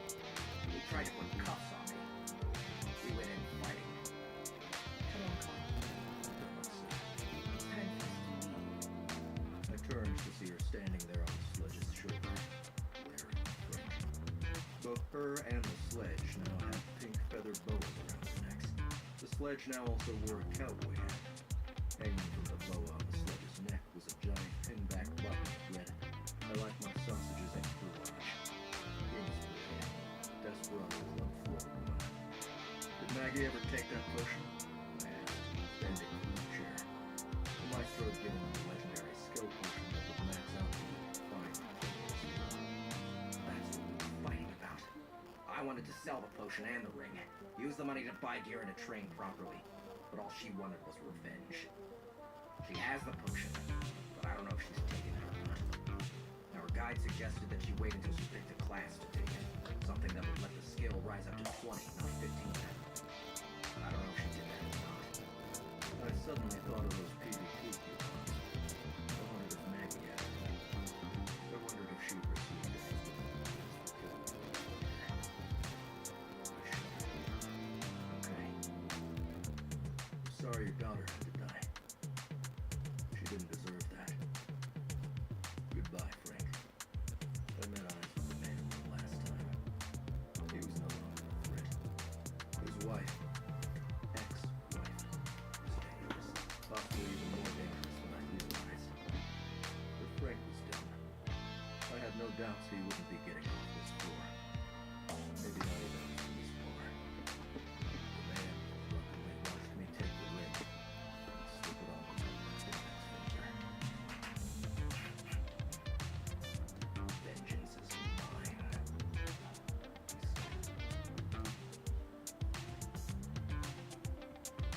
Chapter 20. The production trailer was a submarine, not a boat. We ended up being late for an appointment. This time it was because Zed ended late.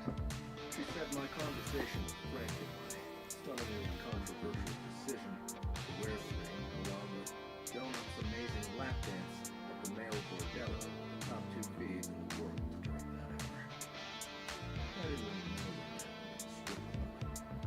I couldn't stop thinking of that and of her mother choking the ring hung heavy on my finger. I was never going to use it. I'd be an idiot not to take it. A 5% bonus to my stats was too good to pass up. I just would never use the marked for death skill. I'd taken it off just to make double sure it wasn't cursed, though Mordecai had once told us that we couldn't get cursed items in the boxes. I put it back on, though I wasn't fully certain it was a good idea to keep it on my hand. I kept going back and forth in the direction to keep it on there. I pulled it off a half of a dozen times before I decided I was taking this. I knew some people would probably think I was an idiot for putting it on. And maybe they were right. But I needed every advantage I could get. And if people didn't like it, they could suck it. I'd ask Mordecai's advice once he returned, but for now, it stayed on my finger. You weren't worried about what Frank might have done to me? I asked Donut just before we teleported away. No. One look at him, and I could tell he was going to hurt you. Instead, he said his wife left him, so I wasn't worried about her either. He's still there at the bar. Hasn't moved since we left. There's another call talking to him right now, but it's from Jordan. Wait, how do you know that? I have sledged in my chat. I should have understood it. Oh, it never even occurred to me to even attempt something like that. Anyway, sometimes you can just look at something and see that they've given up. I've been seeing a lot of people, even people who are pretending to hide it. It's quite scary. Whereas some, take from him, that's the worst I've ever seen. Those are the ones we need to worry about the most, Donut. Why do you say that? When someone is given up, they no longer care about the consequences of their actions. That can be dangerous. Zed pinged us. Always that way. The moment we reappeared, I could tell we weren't on a regular boat. Jesus Christ, you vicious attack dogs! Objectives, man! Objectives!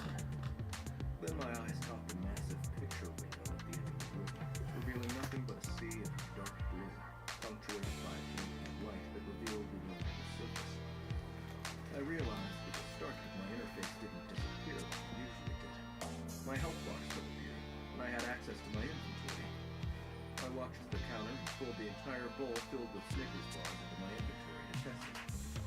It let me. Donut rushed to the round window, which extended from the floor to the ceiling. She put her 2 paws up on the glass, gazing out. A floating menu appeared in Syndicate Standard. Yes! Yes! She said. An exterior floodlight snapped on, revealing a vast sandy ocean floor. Squat, round planks dotted around as far as you could see. It reminded me of the desert. Furtive movements disturbed the silk-covered floor, and a wide, flat fish darted away, causing the dirt to swirl. Donut's mouth hungered and amazed as she swished her tail. I looked Please stick to the cart, guys. Come on. There was a bathroom, a kitchen, a row of shelves, and a combined stool, as if it was a refrigerator without walls. Multiple expensive-looking chairs filled the room, along with a makeup table with a light-up mirror. This was a real makeup table, not the thing Katia had in the crafting room. This was obviously one of those trailers meant for off-planet celebrities, not clothes. A now familiar robot-like frisbee was suspended from the ceiling. The soothing female voice was similar, but not quite identical to the robot voice of the last one, which had been in the standard production version for the license show.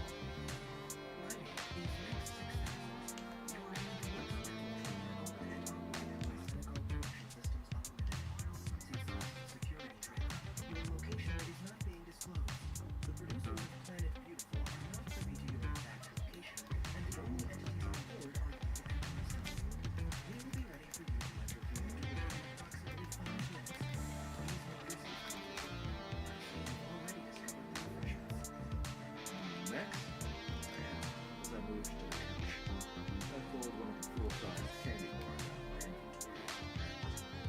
Donut remained at the window, looking out. Yes, she asked. Do you know why my interface hasn't gone away? Usually I can't access my inventory, or other systems. But here, it works. The blue light on the floating robot blinked. A normal clone consists of multiple tightly focused systems of networked under a single system AI.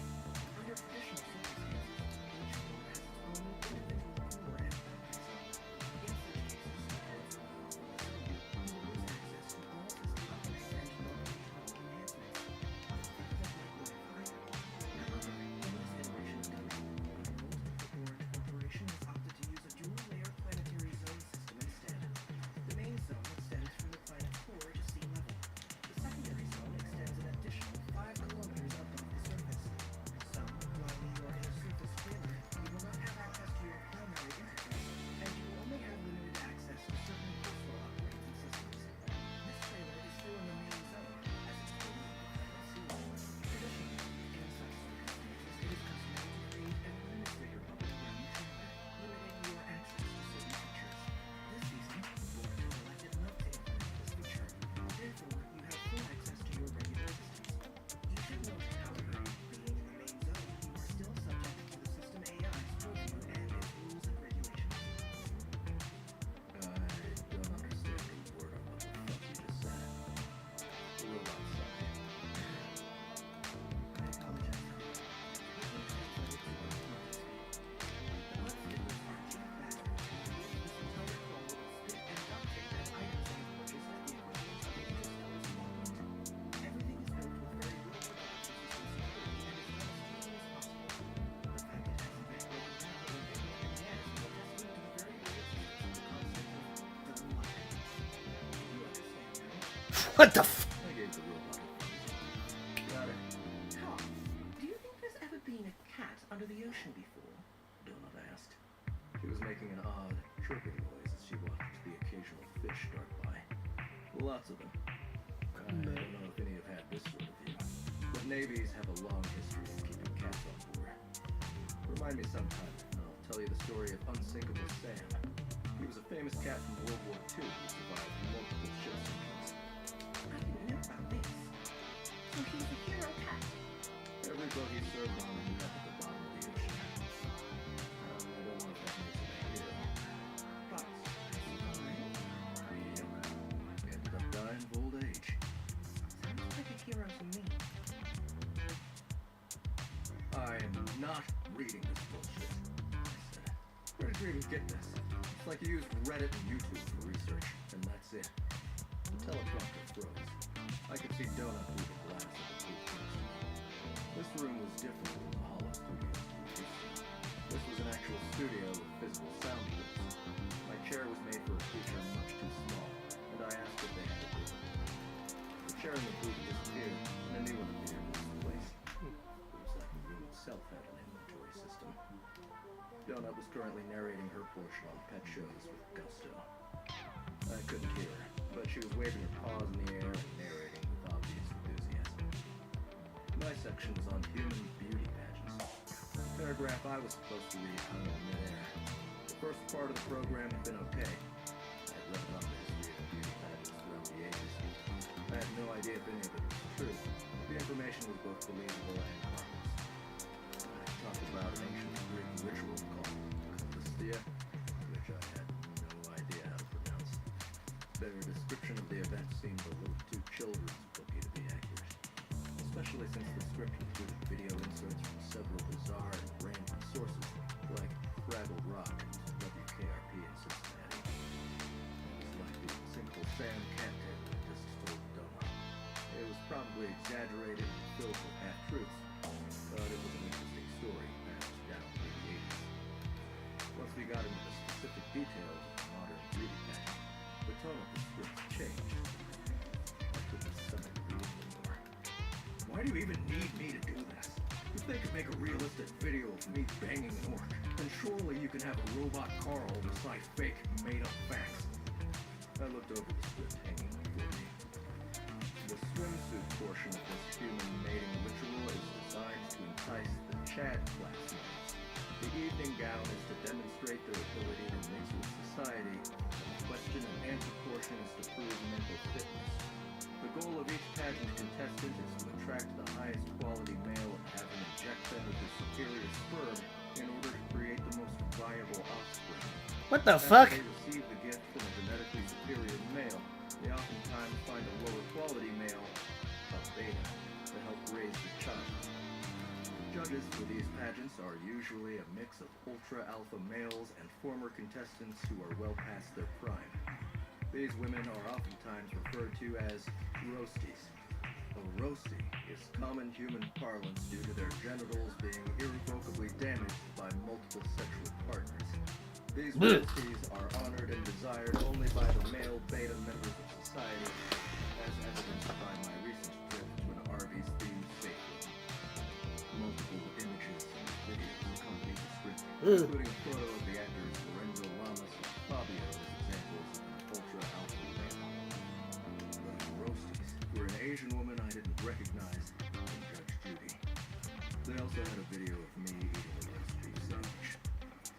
Seriously, what the fuck?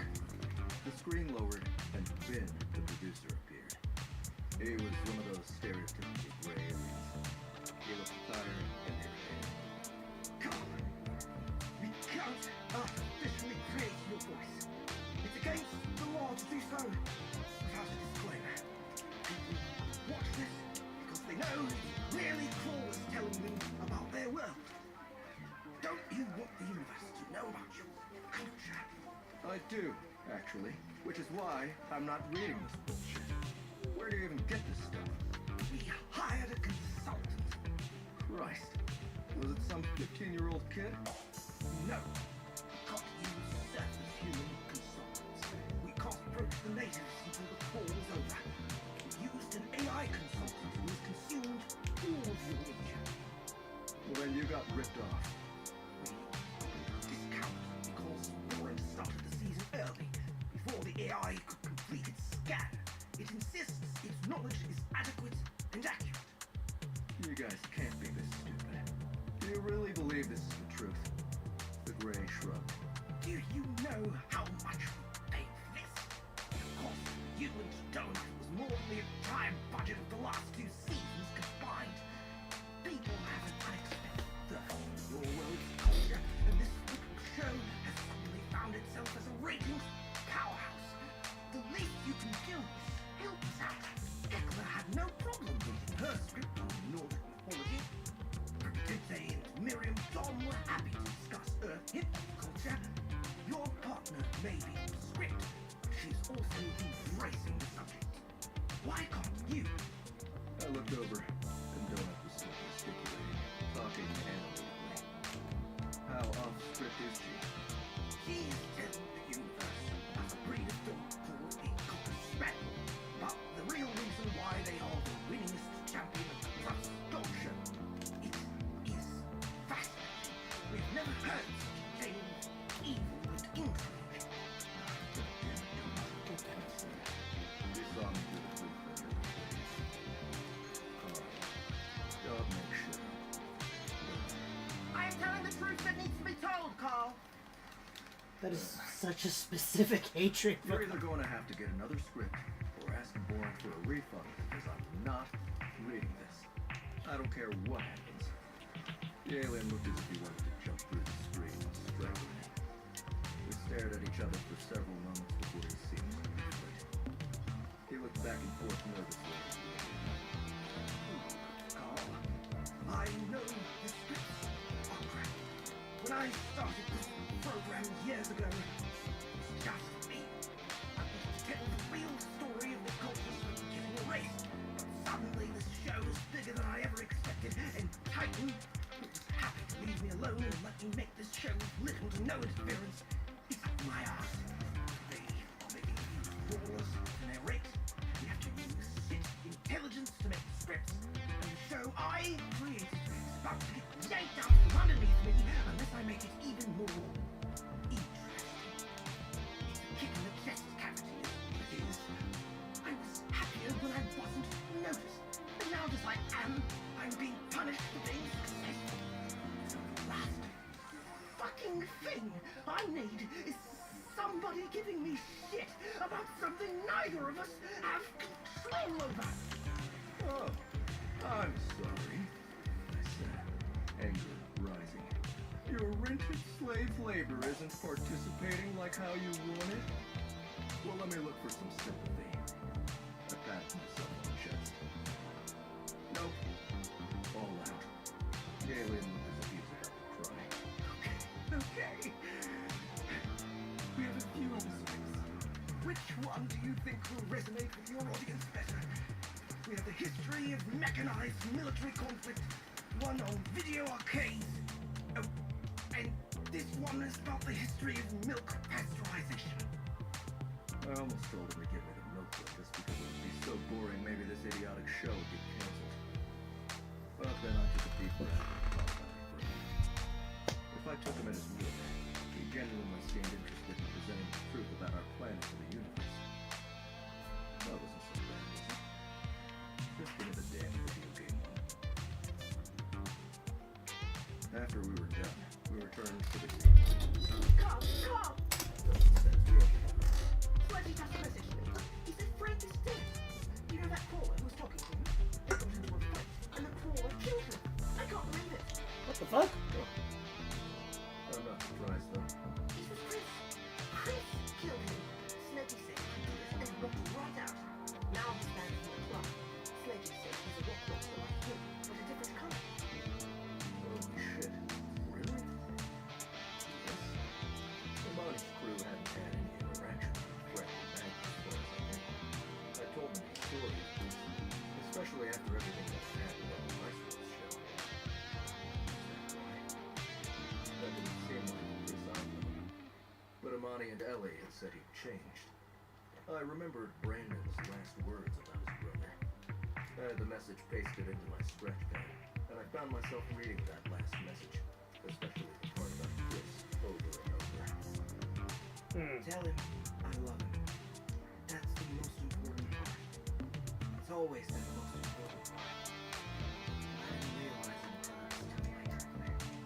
I sent a quick note to Imani and Ellie, telling them what happened and asking whether they managed to get Chris to talk. They didn't answer right away. Fuck. They were likely asleep. How the hell? If I may interrupt your drama, Max, the robot said. We both looked up at the floating frisbee. your time with me is drawing to a close. You may freshen up a bit before you return to your call, but do not take too long. When you're ready to go, you may exit through the doorway to the city. I think that's enough. I think that's enough Overwatch for today. I'm gonna switch over to League. Have a good No, day. that's the goal. That door, which had been be angrier and more shouty if I started doing this, but It showed the main room. I'm just tired. Katya was likely in the crafting room. Tired. Donut returned to the picture window and looked out. I wonder why Chris did that. So glad he's okay, even if he likes stupid TV shows. Anyway, that was fun. I like the interviews better, but I think it's good for Princess wanting to get some culture in their daily dynamics. Plus, they have a video of me and Miss Beatrice for your show. So that could be a bonus for the fans. Policy? This says that one seems to be winning out. No, it's not you. Some are going with the donut holes, which I do not approve of. Whatever. Look, I want to talk to you about something real quick before you leave. It's about the PvP coupons. Rose. How did you know? Imani is a big gossip. She doesn't look like someone Did you? one, but she is. She felt bad about telling you about the coupons when you asked her, and she messaged me to apologize. She said you'd probably ask me about them. How did you find out? I heard someone talking about them. Technically wasn't a lie. You don't need to worry, Carl. I got rid of them. I didn't like having them, so I buried yours under a train track, and I threw copies out in the garbage of that hot dog on a stick place. And, quite frankly, it's a subject I'd rather not talk about. I relaxed. That went much easier than I thought it would. I moved to the kitchen to see if the refrigerated cabinets could be moved from the walls. They pulled off easily, like they were magnetized. I wanted to see what the electrical connections, if any, looked like. There were none. The shelves appeared to be self-powering, like I hoped. There were 4 shelves, but then pulled them into my inventory. I looked up at the ceiling to see if the robot could, but it didn't move. Well, if we're doing this, I went and picked up the entire makeup table and pulled it into my inventory. What are you doing? Donut asked. You know how the ice machines sometimes don't work in the safe rooms? I figured we could make our own. I'm sick of drinking warm soda. Donut cocked her head to the side, but then shrugged. I wasn't normally a steel stuff sort of guy, and she knew it. Plus, that excuse was dumb, as the ice usually were. But I couldn't exactly tell her the real reason. I didn't have a specific use for them, but there were multiple trap, potion, and bomb recipes that required items to be frozen or cold before they were utilized. And the makeup table would fit well in the moving space. Thought about taking the rest of the chairs, but I didn't want to piss them off too much. Still, I thought, why the hell not? I went to pick up the couch, but I paused when a message came in. Bautista. Hey Carl, want to give you an update. We tried to paralyze the problem, and she ended up dying. The portal closed. Over 150 of us will have our souvenir hats. We're not sure what we're going to do. The trains have stopped coming on all the tracks. We're going to head up to that big school on It's about 50 kilometers. Carl. Shit. Do you have a hat? Bautista. Nope. The guy at the bar was bragging about how much they were buying them for. A bunch of us sold them. Dumb. Carl. Get to the abyss. Send those who have hats through on foot. See if maybe you can find a way to station 436, which is where the main lines go. I went on to explain the catwalk that surrounded the interior of the abyss. I warned him of the lizard monster I'd seen there. If they could maybe find one of those small trapdoors, they could get to the station and onto a named train like the Nightmare, take it over, and steam it into the yard. That was really their only hope. Let's get going, I said to Donut. I picked up the couch and stole it. I pulled the bowl filled with cat treats off the counter and added it to my inventory for good measure. Have you ever noticed how shit always happens while we're doing these shows? I asked Donut. I told her about Bautista. We get snacks. Yeah. Let's get out of here before something else happens. I paused before the portal. Out of habit, I pulled one more screenshot. I froze. Our personal space, which had been empty just minutes before, was now full of people. There were at least 30 of them. All women, as far as I could tell, of various races, humans to fairies to a four-armed lizard. I saw Hector there in the back. Peering inside the training room, Katya pointed at something. Fucker, I said. Chapter 21. Time to level collect. 4 days, 9 hours.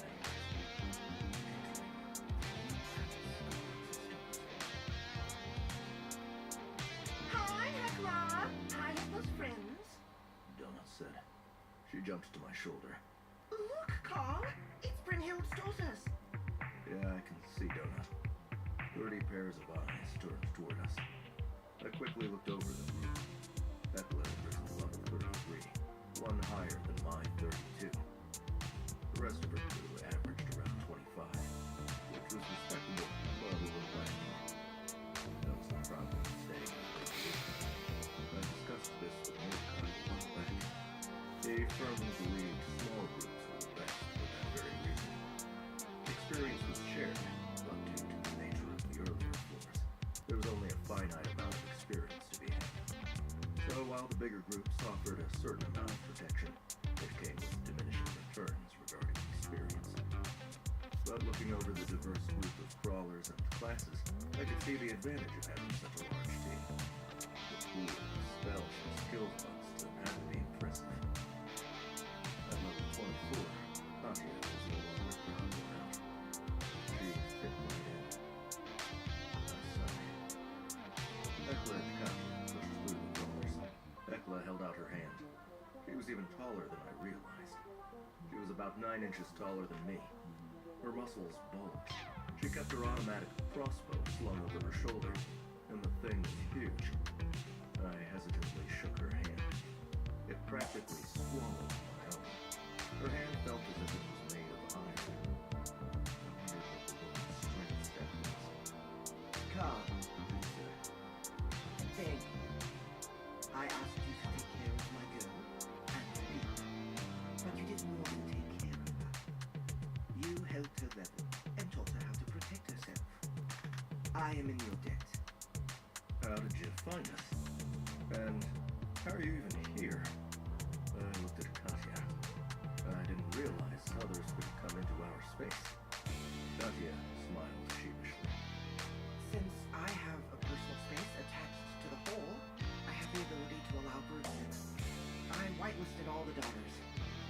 Hekla nodded. We came through the employee portal thanks to your information, Carl. Sadie cast her glass prison spell on the graveyard, and we all made it through. We were at substation H. We hiked up to station 60. The station was barren. Well, mostly barren. A few NPCs had gathered, looking for their families. There's a switch there that allows you to choose which of the 12 input-bound platforms to go. Katya said you would come at Trainyard E, so it was easy to find you from there. Wait, really? I said. This new information momentarily causing me to forget the potential danger of this situation. We can use Station 60 to get onto a track. I held up my hand and I sent a mass message out informing everybody of this information. And then I sent a quick additional note to Amani and Ellie, telling them what was going on with Hekla and her team. I caught sight of a daughter with a familiar name. Eva, Katya's friend. She stood slightly back, just behind Hekla's right side. The green, opalescent woman was a 4-armed cobra-headed creature, similar to Manasa the singer, though the color was different. And she did not have a naga body. Also, unlike Manasa, this woman was small, only about 5 feet tall.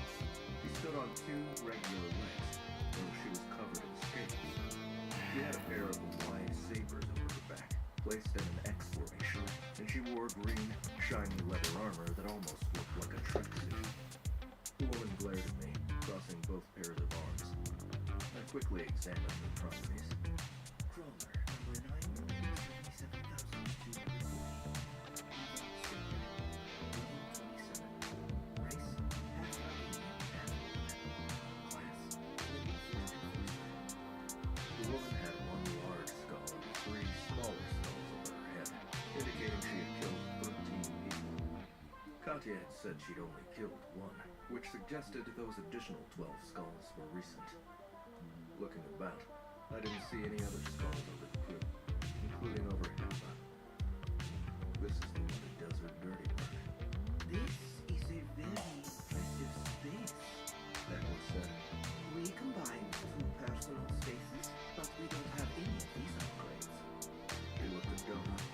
We can't even whitelist visitors until we buy 1 more space. Your manager has proved to be very helpful. It's too bad you lost him. When is he coming back? 2 days and 18 hours. Donut said. Carl, maybe we can combine safe rooms with Heckler's team. Do we have to all be in the same party for it to work? God damn it, Donut. I think maybe we do, but I'm not certain. Carl. Donut. Don't say stuff like that. Let's wait to see what Heckler wants before we all jump into bed together.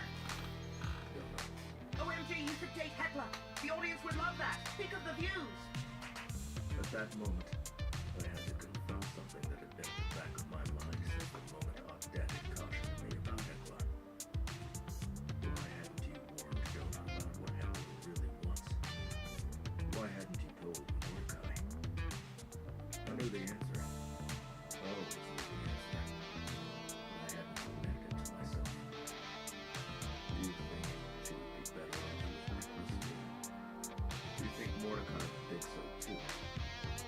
That's why you were told.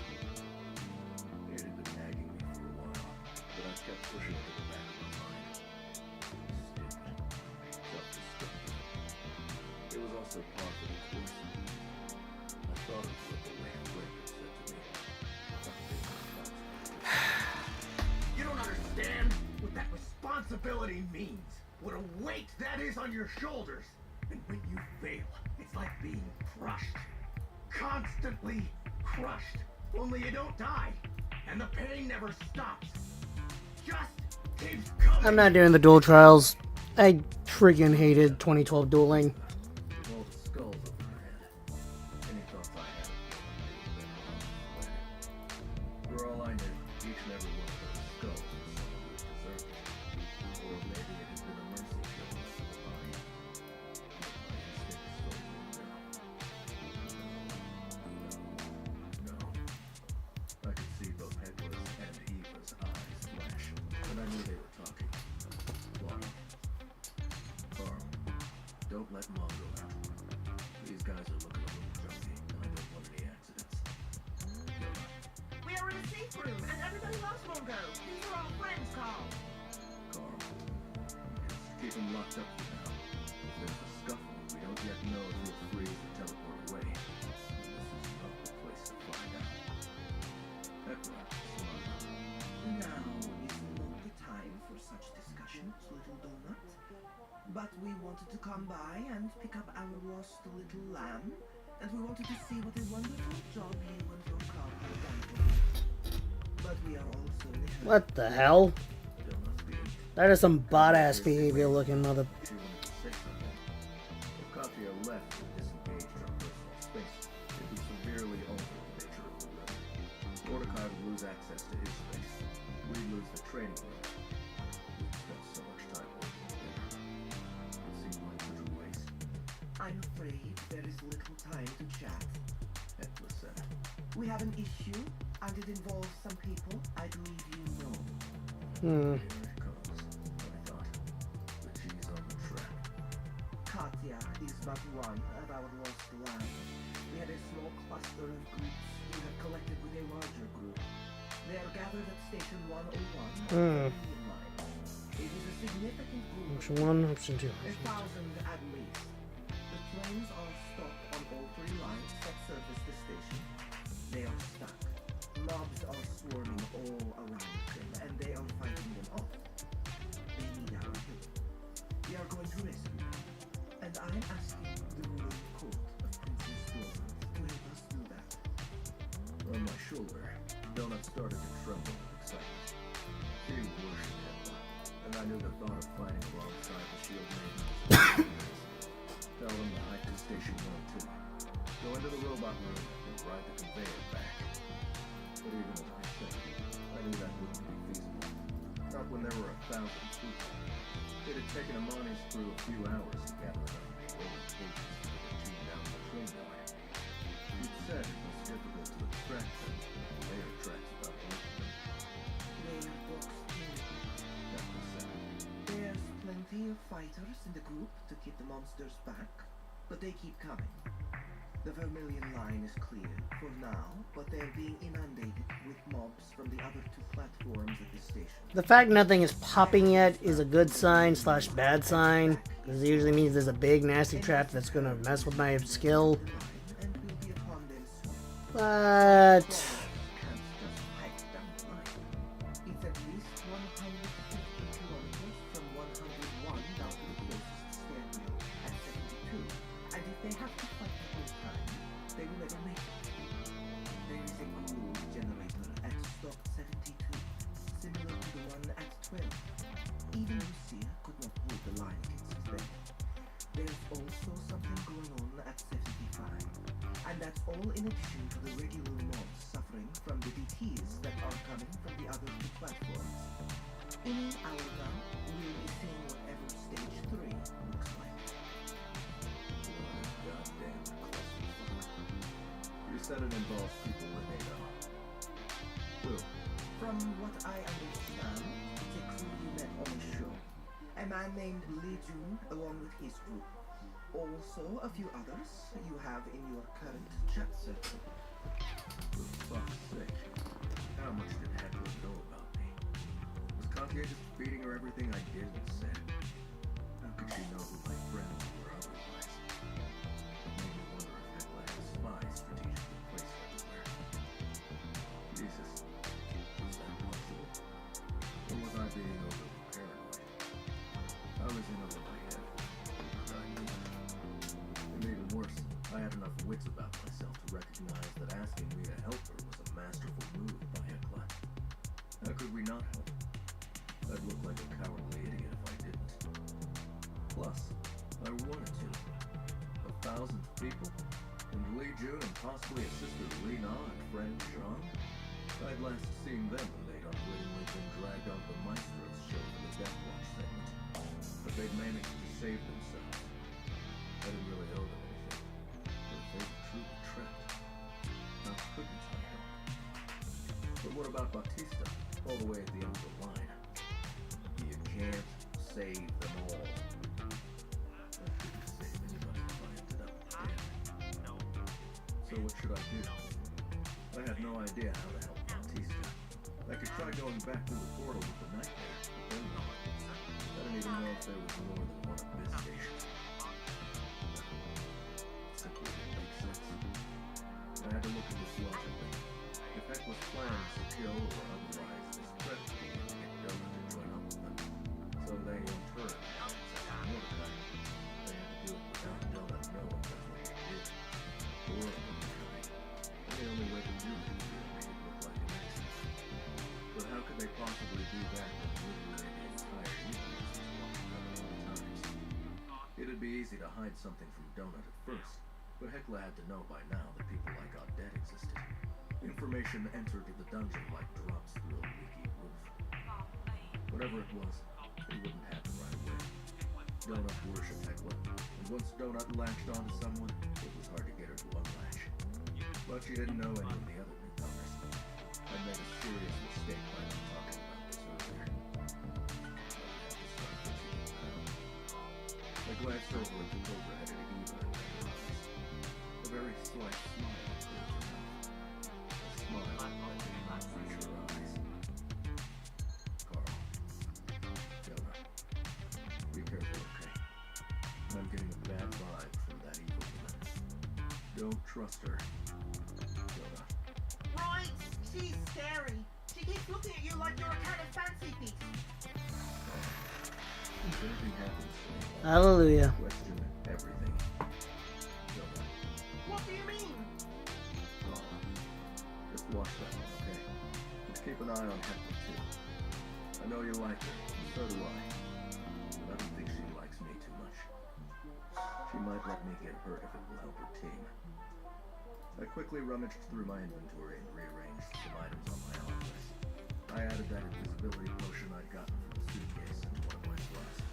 Then I added Mordecai's special brew, which would give me almost invulnerability for about 30 seconds. I had to be careful with that one since it made it so I couldn't take another potion for 10 hours after. Wooly. Oh my god, please don't let it be with the Wooly I think it is. Every time I play this game, this freaking bastard shows up, ruins my day because, hey, I'm using the stupid Xyz deck. Tekla laughed. And at that moment, I saw it. It was just a glimmer of the normally stoic woman's facade. But it was there. She's having fun. She likes this.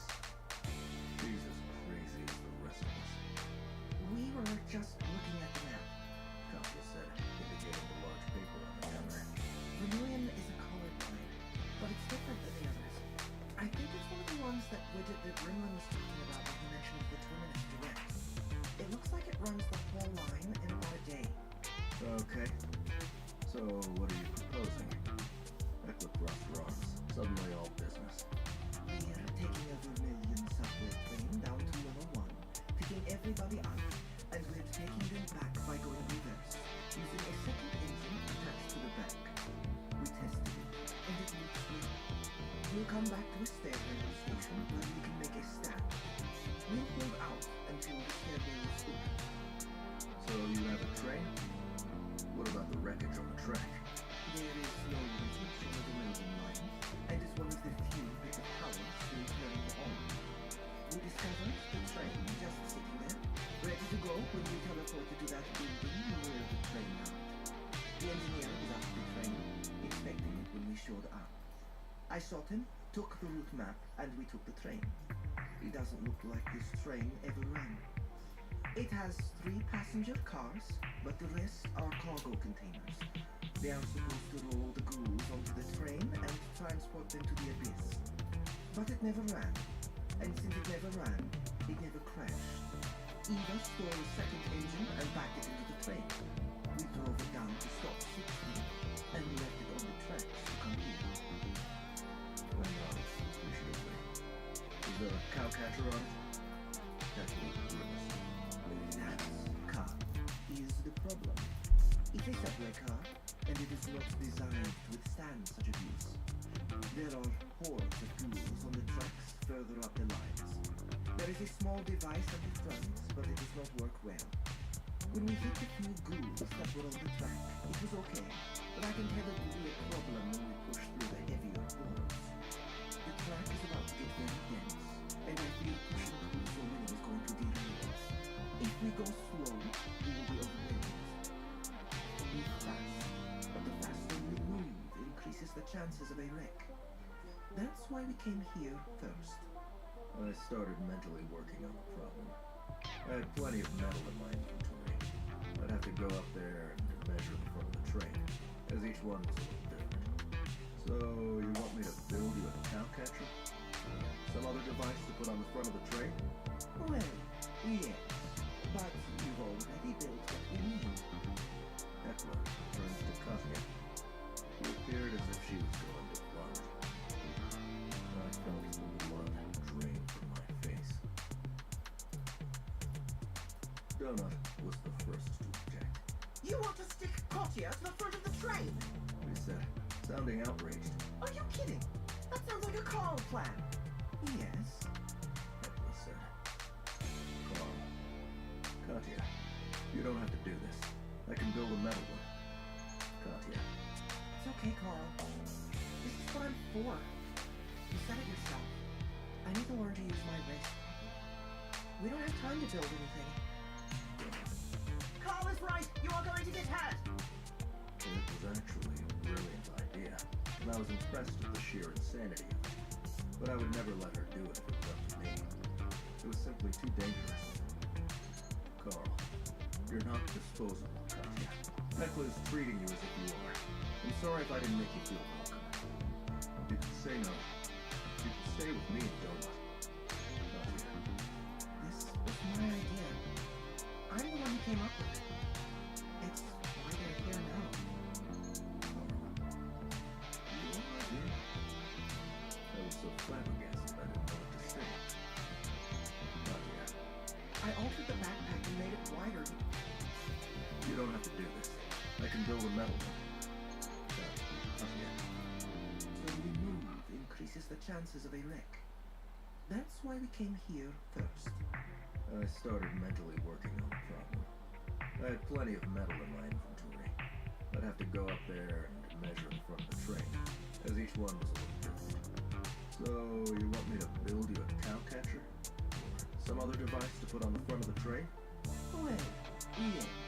But you've already built what we need. Hecla turns to Katya. She appeared as if she was going to vomit. I felt the blood drain from my face.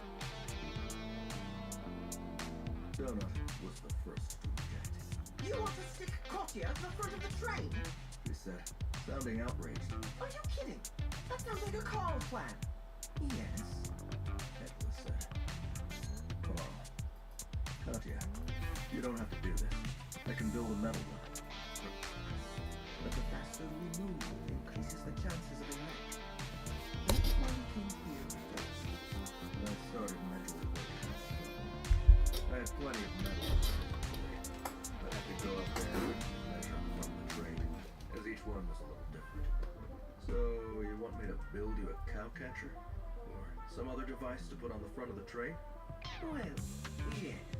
But you've already built what we need. Hecla turns to Katya. She appeared as if she was going to vomit. I felt the blood drain from my face. Donut was the first to object.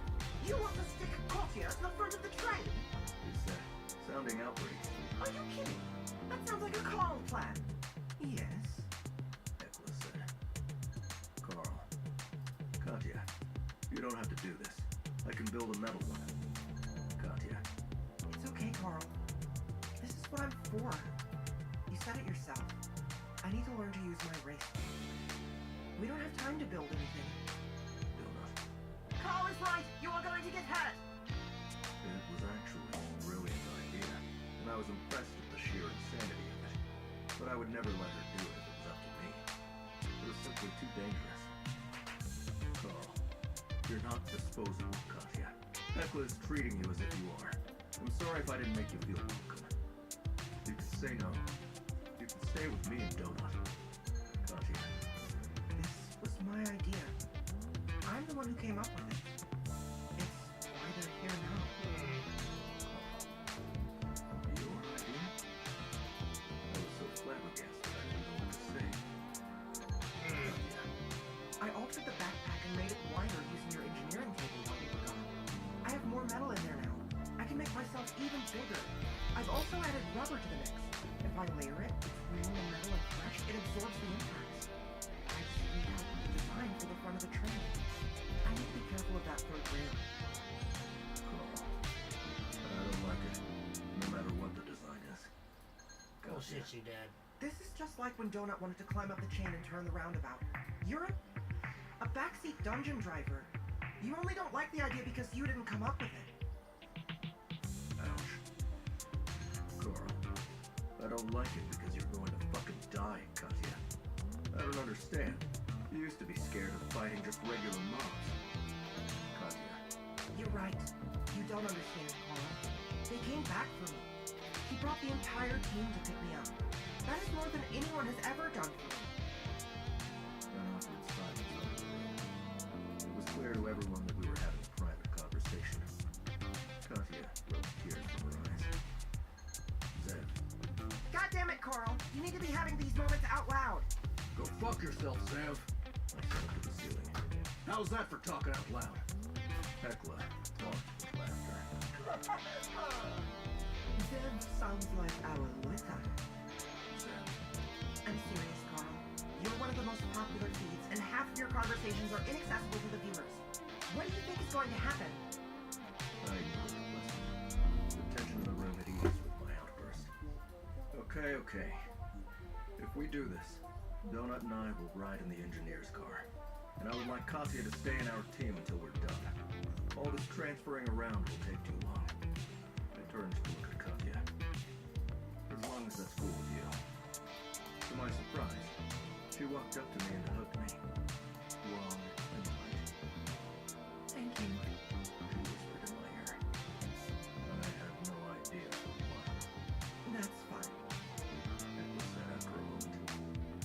seemed irritated. You can ride with me and Eva. She knows how to drive the subway cars. When we left the personal space, I paused, confused. Before, the door led straight into the attached restaurant, but now there was a vestibule similar to the one at the Desperado Club. A second door was attached to a wall next to ours. It was a subspace portal that I couldn't enter or screenshot. After a moment, I realized it was the entrance to Hecla's team's headquarters. That was how the system dealt with multiple, non-attached personal spaces being accessible when crawlers had the ability to enter into more than one. I know what this is. This is a temporary, situationally generated space. I remembered there was a note about them in my book. I half expected Eva to turn and attempt to saber me in the face the moment we went to a safe room. We didn't. We went through the trapdoor down onto the dark employee line. It appeared the ghouls were leaving this track free. That was good. The nightmare remained where we left it, happily idle. I briefly wondered what fire Brandy did to pass the time. There's a Then I webtoon. remembered babies. And actually Wisconsin.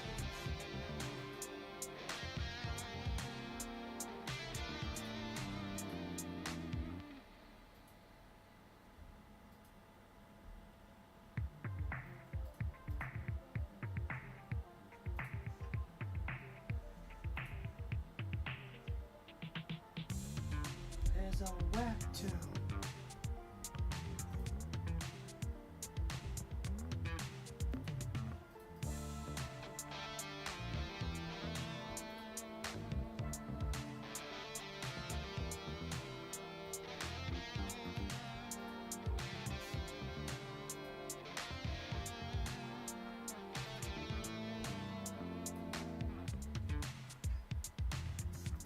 Insidious little.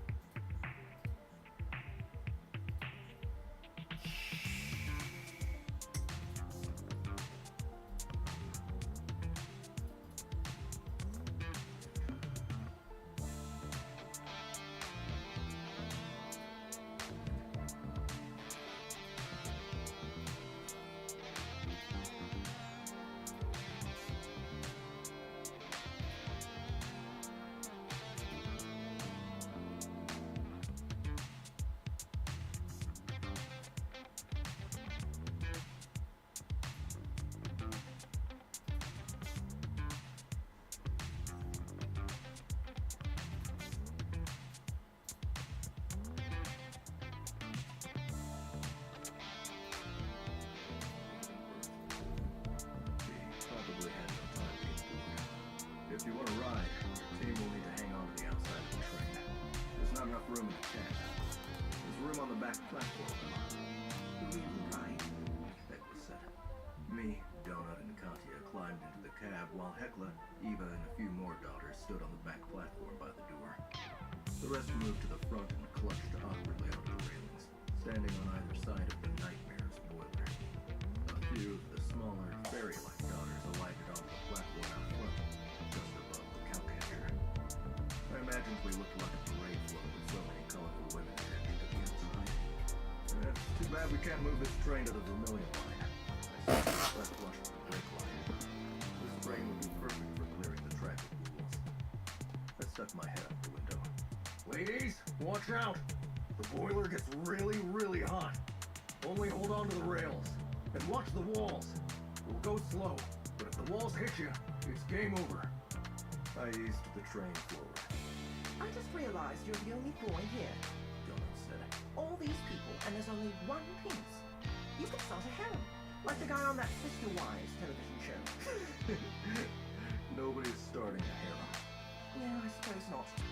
You couldn't even keep one woman interested. Hey, The train hissed, and we started to pick up speed. We'd be at station 60 Hey, that's in just a few minutes. Why does your friend have so many scars? Donut asked Katya as we lurched forward. I don't know. She said, I knew she had gained a few on the third floor, but I hadn't realized it was that many.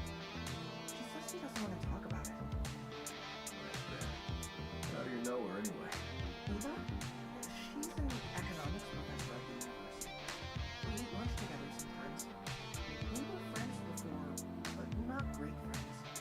She actually knows Hecla too, from before I meet. Hecla is known as Laundry My House. Reykjavik is a small town. Was Hecla a professor too? No, Katya said. she was Eva's psychiatrist.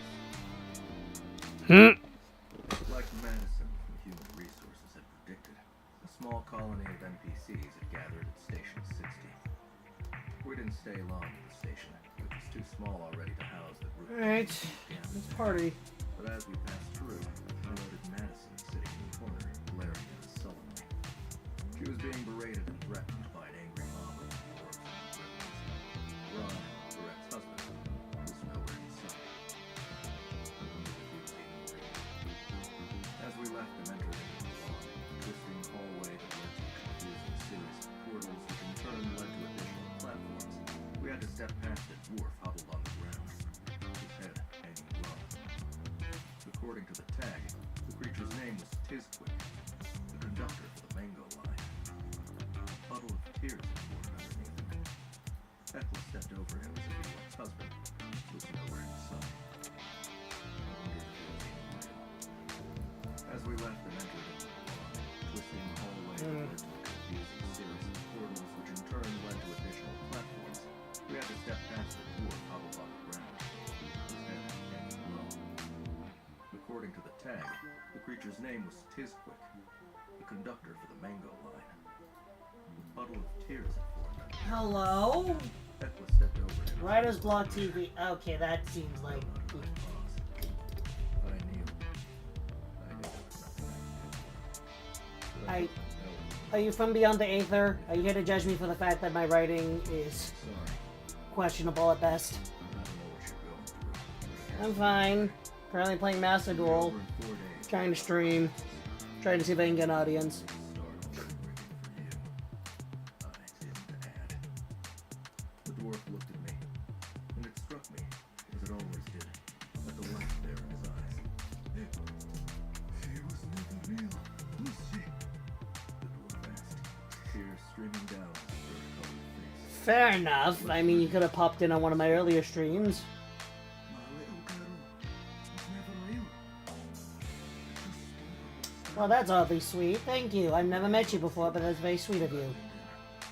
No, I suppose you don't. And that really sucks.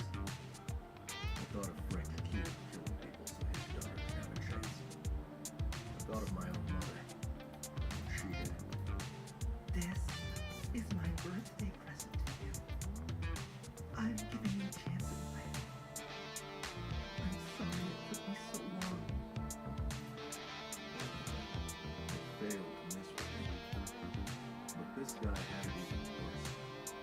You've been tricked into believing something that just feels real. You never even had the opportunity to screw it up. Before this was done, people like him would kill people like me by the thousands. And people like me would flee through his country, wreaking even more damage. All the while, the real culprit sat back and watched and laughed. One day, this pain you're feeling right now will matter, I said. The conductor looked up at me, eyes sparkling with confusion.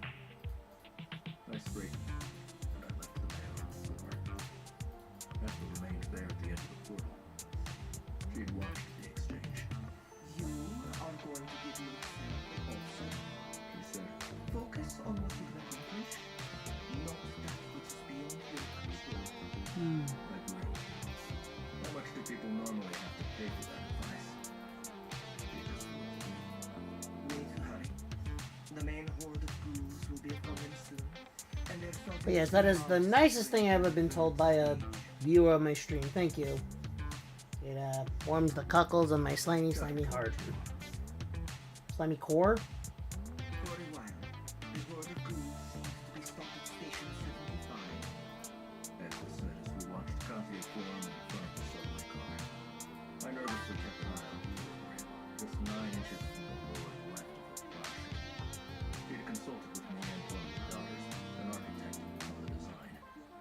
I'd had her place her new rubber layer between herself and the front of the train, along with the coating all along the left and bottom side of the scoop.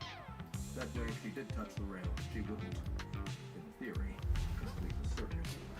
The last thing we wanted was to test it. But they just kept coming and coming. Ethel continued. And they broke through whatever barrier there is. And now they're moving quickly up the track. There are hundreds of corpses on the tracks already. They mostly avoid the electrified line, but there are so many of them. Every once in a while, one of them hits it, and the ghoul kills all the ones around him.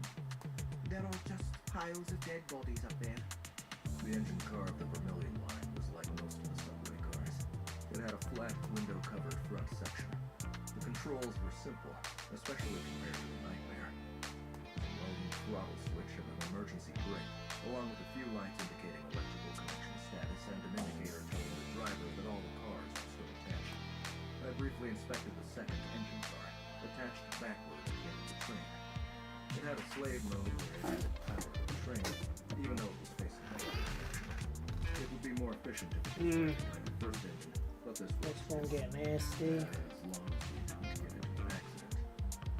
The stock cow catcher attached to the front of the subway car was just a metal shield welded underneath the front, designed to push debris away. It looked like a forward-facing trailer hitch. It worked fine for a few bodies here and there, but it was clear we needed something much more robust. After some discussion, we decided the traditional wedge cow catcher design wouldn't be enough. Katya had to make something that combined the low forward comb with the bulldozer-like scoop. The plow is an easy design. The problem is, the train fits so tightly in the tunnel that there's nowhere for the debris to go. It's not like the Nightmare line where there's a thin channel between the train and the ceiling and the sidewalls. These trains are packed in tight. Otherwise, we'd go with the wedge design. Even with just the scoop, the tunnel will get clogged like a drain. That is a concern. Ethel said. That's why we came up with the kebab plan. Katya, I said, as I watched her film. I couldn't even see her. Oh wow, aren't you a fun little bastard? A little further. Yeah. Damn. I wish I'd had time to make train wheels to stabilize it. You'll need to be careful not to clip the ground. If you do, don't let it pull you off the train. We're going to be heavy. Gotcha. I know, Carl. I'm anchored to the top. We'd broken out the windows in the engine car, so Katya could reach inside. This is where most of her biological flesh would remain, though I worried that this was the wrong design. Nobody in the group was an engineer. That was the problem. She built herself almost like a toddler boy, fixing herself with a flat front subway car, reaching in through the window and then making a small, vertical hunk of Katya that was bigger than the window hole and pulled flush against the wall. It had worked well, I hoped. But if she gathered too much weight onto her scoop, I feared she'd rip the front of the train off. I cushioned the top and bottom of the metal parts where she attached with a pair of yoga mats to make it more comfortable and to help with insulation, both for herself and those of us in the cab. None of that would matter if she gathered too much weight. If the bolt pulled free, she'd get dragged down, hit the track, be ripped off the front of the track.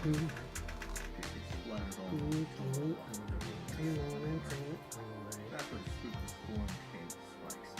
Multiple thick, sharp, and metal spikes protruded out from the scoop, like a sea anemone, or one of the street urchin mobs from the third floor. We kept these mostly at about chest level and above. This was a gamble. We expected the spikes to break when they hit armor, ghoul mobs with tough skin. The faster we went, the higher Katya's constitution, so it was crucial if we wanted to maintain speed. The moment a mob was impaled on the spike, or caught in the scoop, Katya would start the process of sticking the body into her inventory. That would only work if the monster was truly dead, however, so Donut and Heckler would stand at the windows and would carefully shoot anything caught in the spikes or scoop. With the spikes, we hoped they'd die more quickly, especially if the train moved as fast as Eva said it could go. Katya finally finished forming. I marveled at how much area her body took. But that also worried me, as I knew the larger she was, the thinner the metal, the weaker the joints. She was literally stretched thin. A pair of eyes and mouth sagging through the grid, looking out near the top of the street. I'd wanted her to face inside the cab, but she still didn't trust her ability to open her eyes. "Last chance to back out!" I called as we climbed onto the train. She didn't answer. The engine car was much roomier than the nightmare. This was an entire train car with an apartment attached to it. It was meant to house a Mantar engineer. Eva stood on the right side at the controls. Hekla stood next to her, crossbow ready to fire through the missing windshield. Donut and I stood on the port side. Katya's body snaked in through both of the two windows, and she'd formed a thick metal plate there, bolting herself to the front of the cab. If it wasn't flesh-colored, she'd look like a feature of the train. I put my hand against it before I even realized what I was doing. And I could feel her heartbeat, fast as a jackrabbit. Until that moment, I hadn't realized she even had a heart. I quickly pulled my ear away. Katya. That tickled. One more of the daughters rode up front with us. A level 25 wisteria fairy named Silpha. She was a holistic healer. I hoped her healing abilities were more effective here in the dungeon than the holistic snake oil stuff from the real world. The plump woman appeared to be about 50 years old and was half the size of Donut. She quietly hung back. Speeding up. Eva said, pushing the throttle. This was the first time I'd heard the cobra-headed woman speak. I was a little taken aback at how normal she sounded. A little tongue flicked out. I wish you'd let me take Mongo out. Donut said. He'd love this. It's too dangerous for him right now. I'm pretty sure we'll need him soon. Besides, he'd eat that fairy lady right out of the air. That's not true, Cole. It only takes him a minute to get used to people, and then he'll love them for life. That was the problem. I wanted to keep Mongo away from them as much as possible in case something happened. If we had to fight, I didn't want Mongo stopping to roll over for a belly rub from Hekla. I eyed Silpha to heal him nervously. Since I'd never fought with her before, I didn't trust her. I had 8 scrolls of healing ready to go, and Donut had another 6. My stomach dropped as the train picked up speed, barreling down the tunnel. The sickly headlamp wasn't nearly as bright as the light on the nightmare. Donut, On it! she said, reading her head. She cast torch, setting it to travel ahead of us. It lit the tunnel brightly, revealing the uneven rocky walls. A group of red dots appeared on the map. It was just 3 of them. I barely had time to bark a warning before we mowed them over. There wasn't even a Well, I don't know who's watching or still watching or something, but I'm going to be taking a small break to go use the bathroom, so here's me floating on a lily pad. It was like we hit a bug with the windshield. We completely liquefied the bombs, and the train was still accelerating. Katya. Be back.